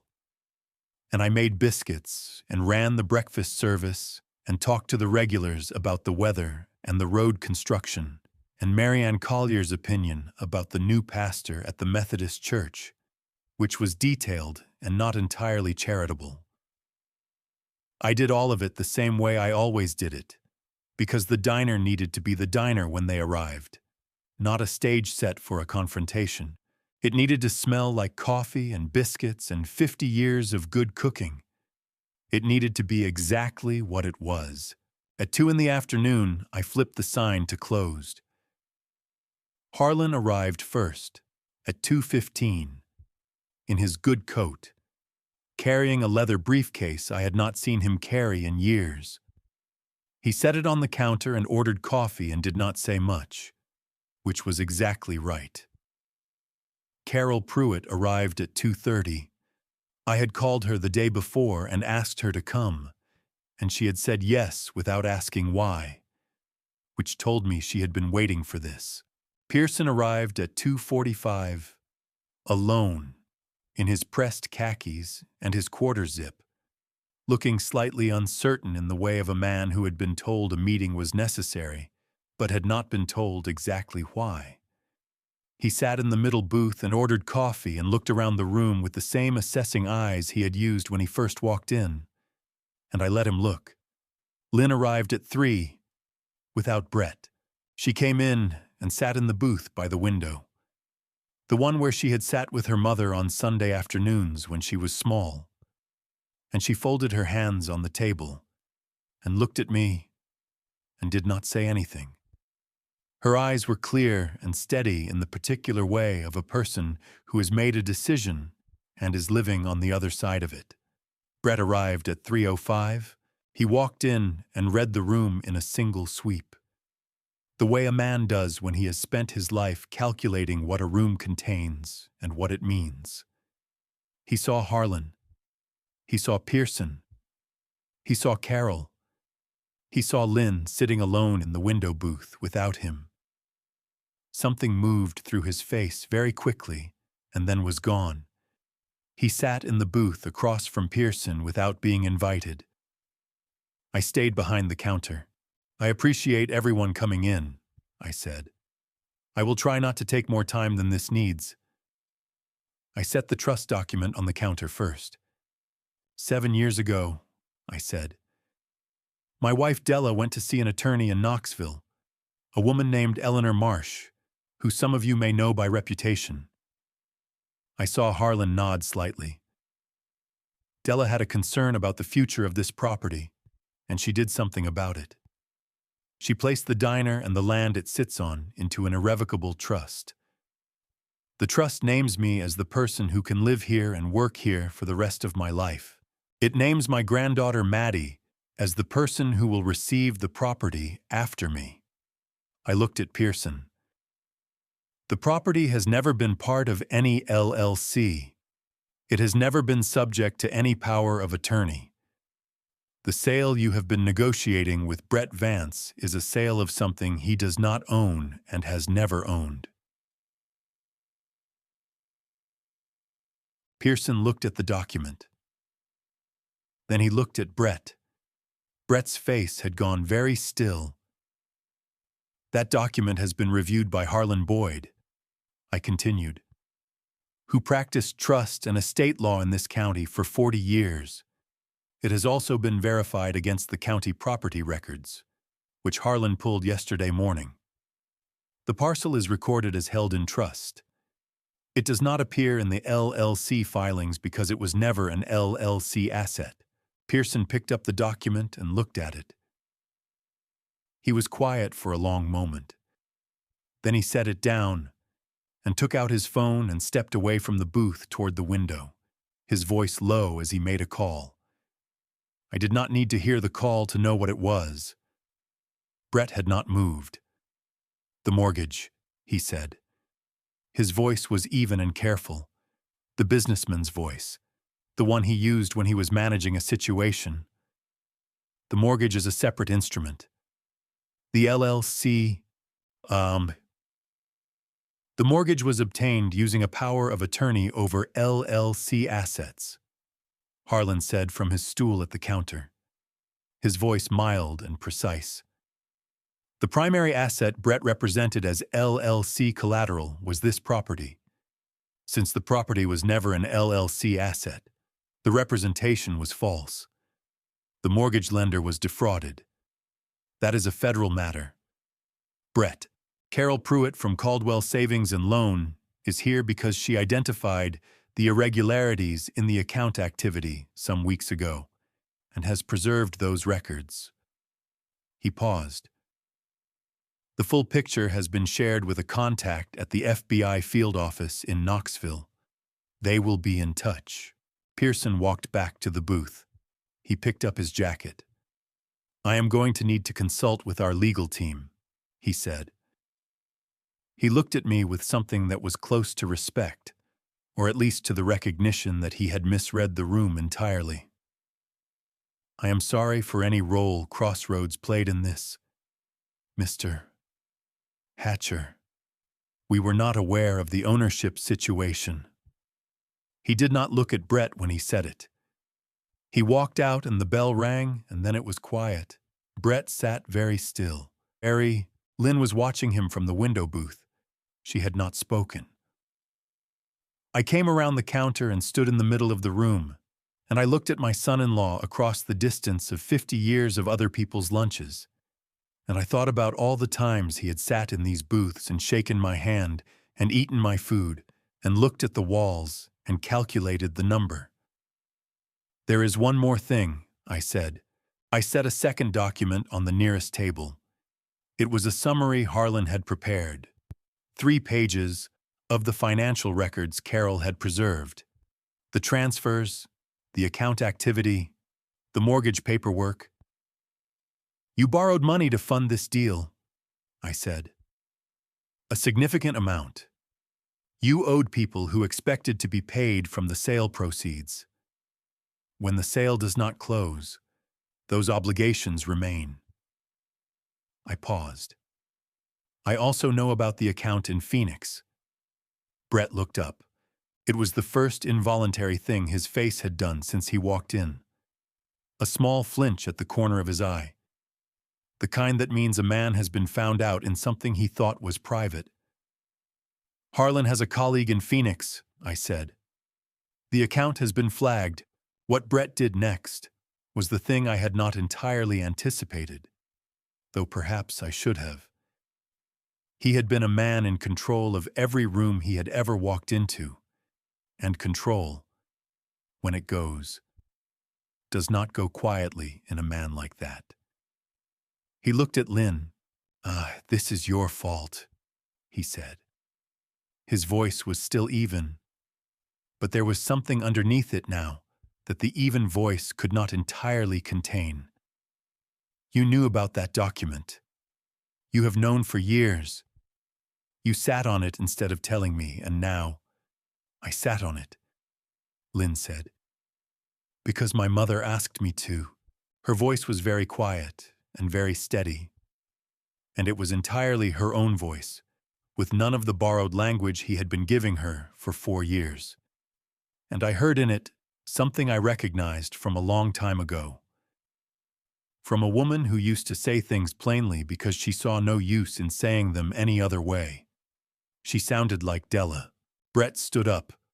He looked at me, and then at Harlan, and then at Carol, and then back at me. And I watched him understand that there was no version of this room in which he won. And I watched him make the only decision left available to him, which was to leave. He walked out without speaking.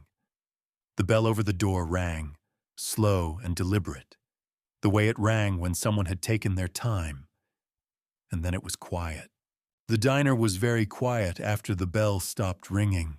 Harlan stood up from his stool and put on his coat with the unhurried movements of a man who understood that the next part of the evening did not belong to him.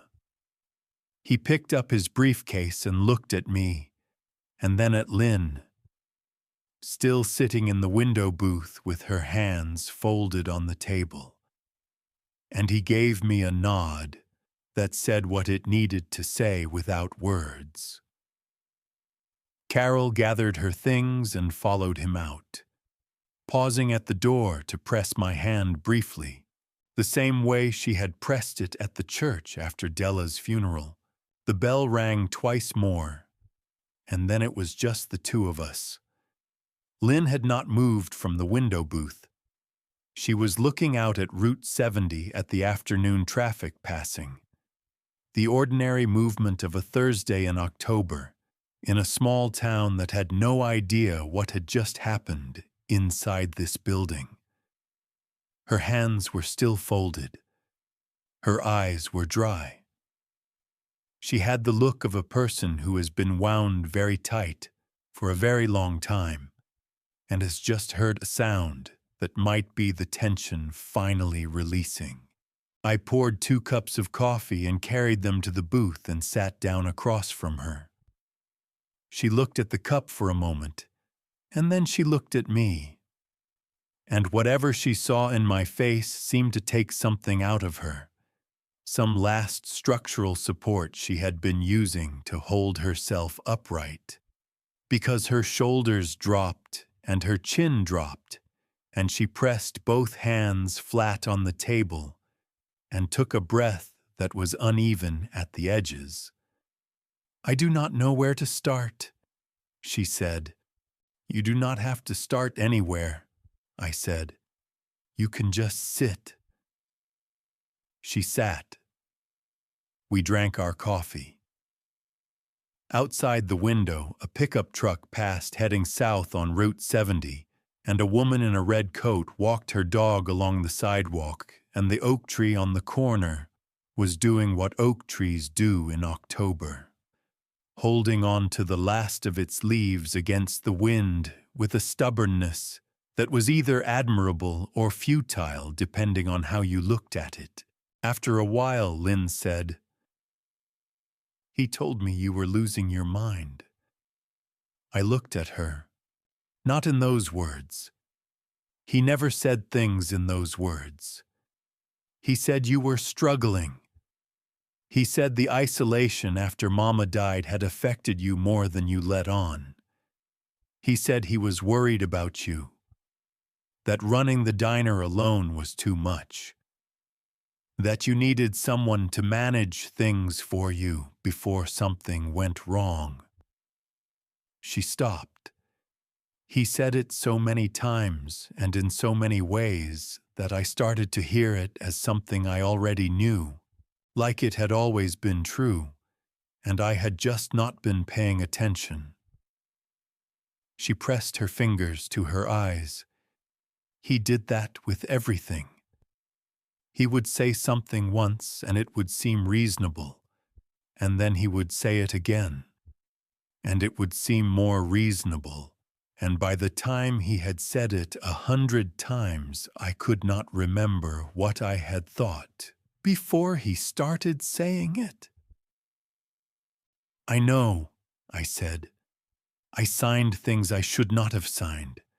I kept quiet about things I should not have kept quiet about.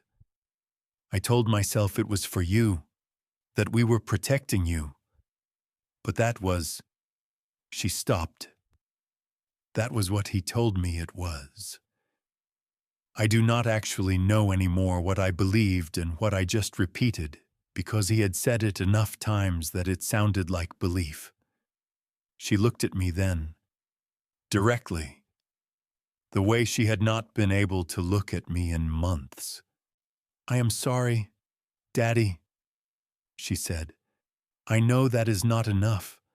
I know it does not undo any of it, but I am sorry. I am sorry I did not see it sooner, and I am sorry I did not come to you when I started to see it, and I am sorry I let him."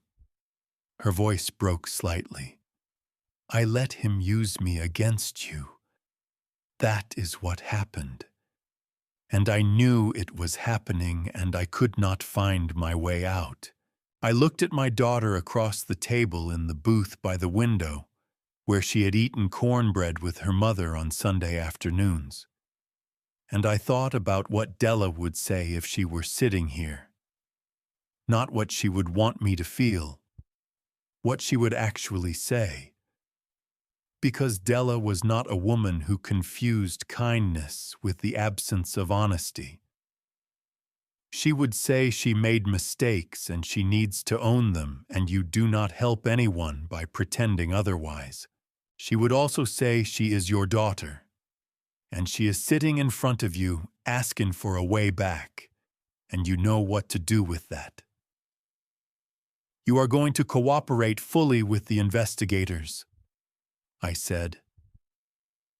Everything you know about the transactions, the accounts, the documents he put in front of you, everything. That is not negotiable. Lynn nodded. And you are going to need to sit with what you did for a while. Not as punishment. Just because some things need to be sat with before they can be put down. Do you understand what I mean?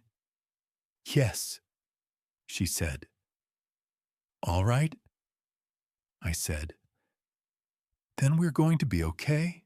She looked at me for a long moment, like she was checking whether I meant it. I meant it. Not because what she had done was small or because it did not cost anything to forgive. It cost something. It cost me something I could feel sitting in my chest. A weight that would take time to work through. But she was my daughter, and she was sitting across from me trying to find her way back from something that had nearly buried her. And I was not going to make her find it alone. The bell over the door rang. We both looked up. Maddie was standing in the entrance, still in her school clothes, backpack over one shoulder, ponytail mostly undone. She looked at me and then at her mother, and she read the room the way she always read rooms, with that quality of attention that belonged to Della. And she walked over and slid into the booth beside her mother and put her arm around Lynn's shoulders without saying a word. Lynn leaned into her daughter and closed her eyes. I watched the two of them, my daughter and my granddaughter in the window booth with the October light coming through the glass and the coffee getting cold on the table. And I thought about what it meant to be the person who holds a family together when everything else is pulling it apart. Della had been that person for 37 years, and I had not always understood what it cost her and what it required. I was beginning to understand it now. "Maddie?" I said. She looked at me over her mother's shoulder, those brown eyes that caught the light differently depending on the angle. "Saturday morning," I said. "We are going to finish the biscuits." She smiled. It was Della's smile, the one that arrived without warning and changed the quality of the room. "Okay, Grandpa," she said.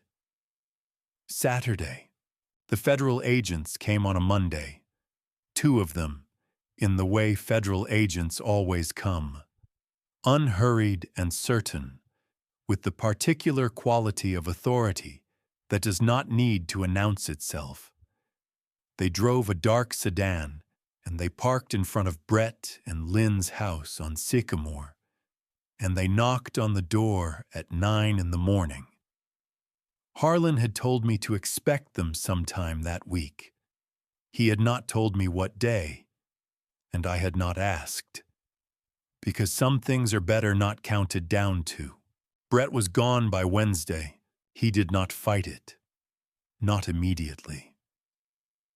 There would be lawyers and hearings and the long procedural machinery of a federal case, which Harlan told me would take the better part of a year to work through. Possibly longer. But the practical reality of his situation resolved itself quickly. The accounts in Phoenix had been flagged by a financial crimes unit. The people he had borrowed from in anticipation of the Crossroads sale had begun to understand that the sale was not going to close. Brett Vance, who had spent 4 years managing every room he walked into, found himself in a room he could not manage, and he left the house on Sycamore with 2 suitcases and the dark sedan waiting at the curb. Lynn told me about it on the phone that evening in the flat. Careful voice of someone describing something they have already processed, as much as they are going to process it for now. "He did not say goodbye to Maddie," she said. I did not say anything to that. There was nothing useful to say. The mortgage on the diner was unwound over the following 3 weeks, which Harlan described as faster than expected, and which the mortgage company's attorney attributed, with some visible embarrassment, to the clarity of the fraudulent misrepresentation. The $240,000 that had been a lien on Della's building was gone from the records by the first week of November, and I stood in the back office and looked at the filing cabinet and thought about Della signing that trust document in Knoxville on a Thursday afternoon, and I said out loud to the empty room, "You were right." And the room was quiet. But it was a different quiet than it had been.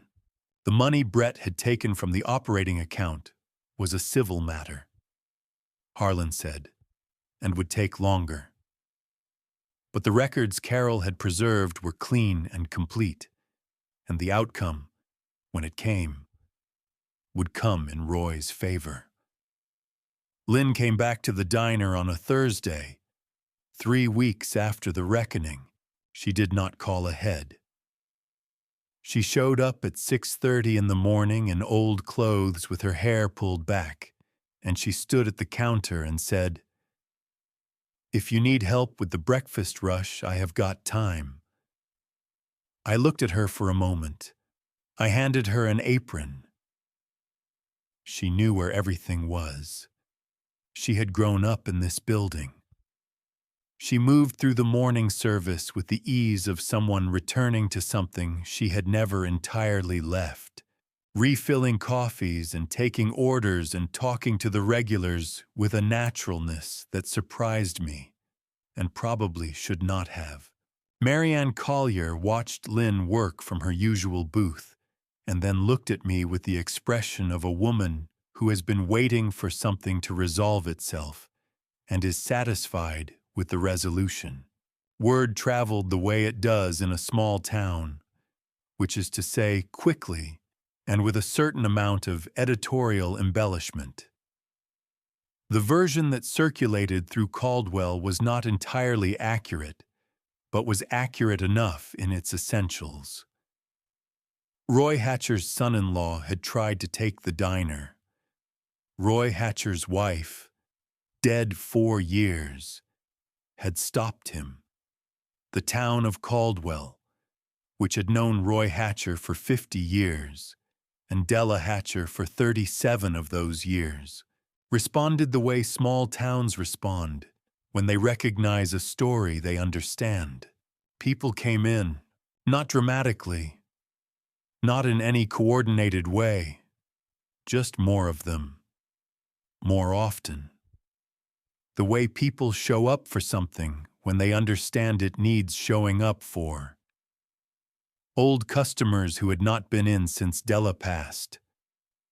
New ones who had heard the name and wanted to see what it was.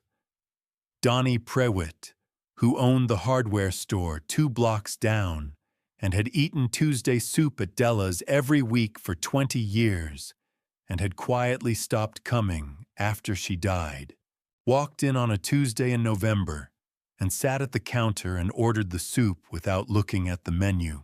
He looked around the room while I ladled it. "Place looks the same," he said. "Della built it to last," I said. He nodded and ate his soup and left a larger tip than the bill required. And I put it in the register and thought about what it meant that a building could hold a person in it long after the person was gone. Not as a ghost, but as something more useful than that. As a set of decisions made carefully over a long time. As the accumulated weight of someone who paid attention. On Saturday morning, Maddie arrived at 7:30 with a clean apron and the serious expression of someone undertaking something important. I had the flour out and the butter measured and the buttermilk in the small ceramic pitcher Della had always used for it, because she said it poured better from ceramic than from the carton. Maddie stood beside me at the prep counter, and I walked her through it the way Della had walked me through it. 40-some years ago, in this same kitchen. Weight, not volume. Cold butter, not soft. Work it in with your fingers until it feels like coarse sand, no further.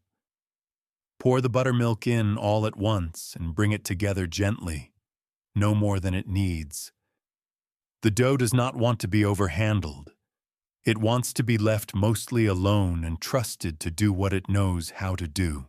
Maddie listened with the same focused quiet she brought to everything. She made the first batch herself, start to finish, with me watching and not intervening. And when they came out of the oven and we cut one open, and the inside was layered and tender and exactly right. She looked at it with an expression that had nothing of pride in it and everything of recognition. Like she had known how to do this and had just been waiting to be shown. "These are good," she said. They are Della's," I said. She looked at me. "They are mine now, too," she said. I put the biscuits on a plate and carried them out front and set them on the counter. And the first customer of the morning came through the door with the bell ringing and the October light coming in low and golden and the diner smelling the way it had always smelled. And it was a Saturday in Caldwell, Tennessee. And Della's diner was open for business. The diner closes at 8 on weeknights. At 8:15, after the last customer has gone and the sign is turned and the grill is cooling and the chairs are up on the tables, there is a particular kind of quiet that settles in here. It is not the quiet of emptiness. It is the quiet of a place that has held people all day and is resting between one day and the next. The way a good pair of hands rests between work. I have been standing in the middle of that quiet for 50 years, and I have not grown tired of it yet. I was standing in it on a Tuesday evening in December, wiping down the counter with a cloth that had probably been white once, when I understood something I had been circling for a while without quite landing on. It was not a sudden understanding. It came the way most true things come to me. Slowly and sideways, the way the light comes through the front windows in the morning, low and incremental and then just there. I was thinking about Della, not about the trust document or the filing cabinet or the letter on the yellow legal pad. I was thinking about her the way I think about her most evenings at this hour. The ordinary way. The way you think about a person who was the furniture of your life for 37 years and whose absence has rearranged every room. I was thinking about the way she moved through this kitchen and what she paid attention to and what she let go and how she seemed to know, without effort, the difference between the two. She had known something about Brett that I had not let myself know. She had felt it in the way she felt things, through some combination of attention and instinct, and a willingness to act on what she saw, rather than on what she wished were true. She had not argued about it. She had not tried to convince me. She had simply done what needed doing, in the way she always did what needed doing, quietly and without announcement. And she had left the result where I could find it when I was ready. She had been protecting us, not just from Brett, from the particular vulnerability that comes from trusting completely, from handing the things that matter to other people and hoping their judgment is as careful as your own. She had seen how I was made, and she had loved me exactly as I was, and she had also, with the clear-eyed practicality that was as much a part of her as the laugh that changed the quality of a room, done what my nature did not equip me to do. She had kept us safe, even after she was gone, even from inside a painted green box on a kitchen shelf. I thought about what it means to love someone that way. Not the love that announces itself, not the love that requires credit or recognition or an audience. The love that just does the work. The love that looks ahead and plans for the contingencies and puts the important things somewhere they can be found when the time comes, and trusts the person it loves to find them. That is the hardest kind of love to see when you are inside it. It looks like ordinary life. It looks like a woman doing paperwork on a Saturday morning with a shoebox of receipts and a legal pad. It looks like a filing cabinet in the corner of a back office. It looks like an envelope tucked behind a recipe card for cornbread. It looks like nothing, until it looks like everything.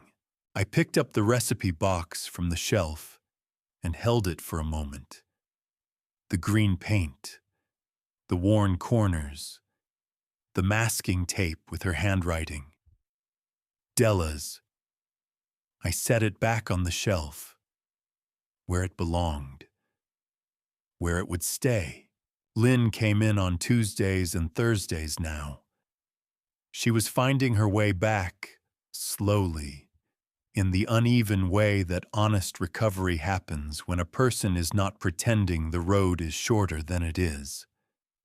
There were hard days and easier days and days when she stood at the counter refilling coffees with a lightness that surprised her. I could see it in her face. That particular surprise of feeling okay in a moment you were not certain you had any right to feel okay in.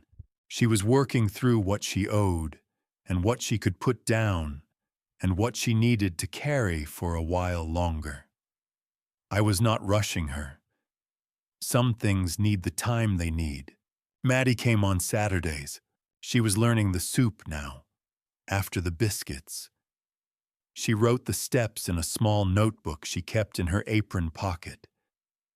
Della's habit exactly, which she had arrived at on her own without being told.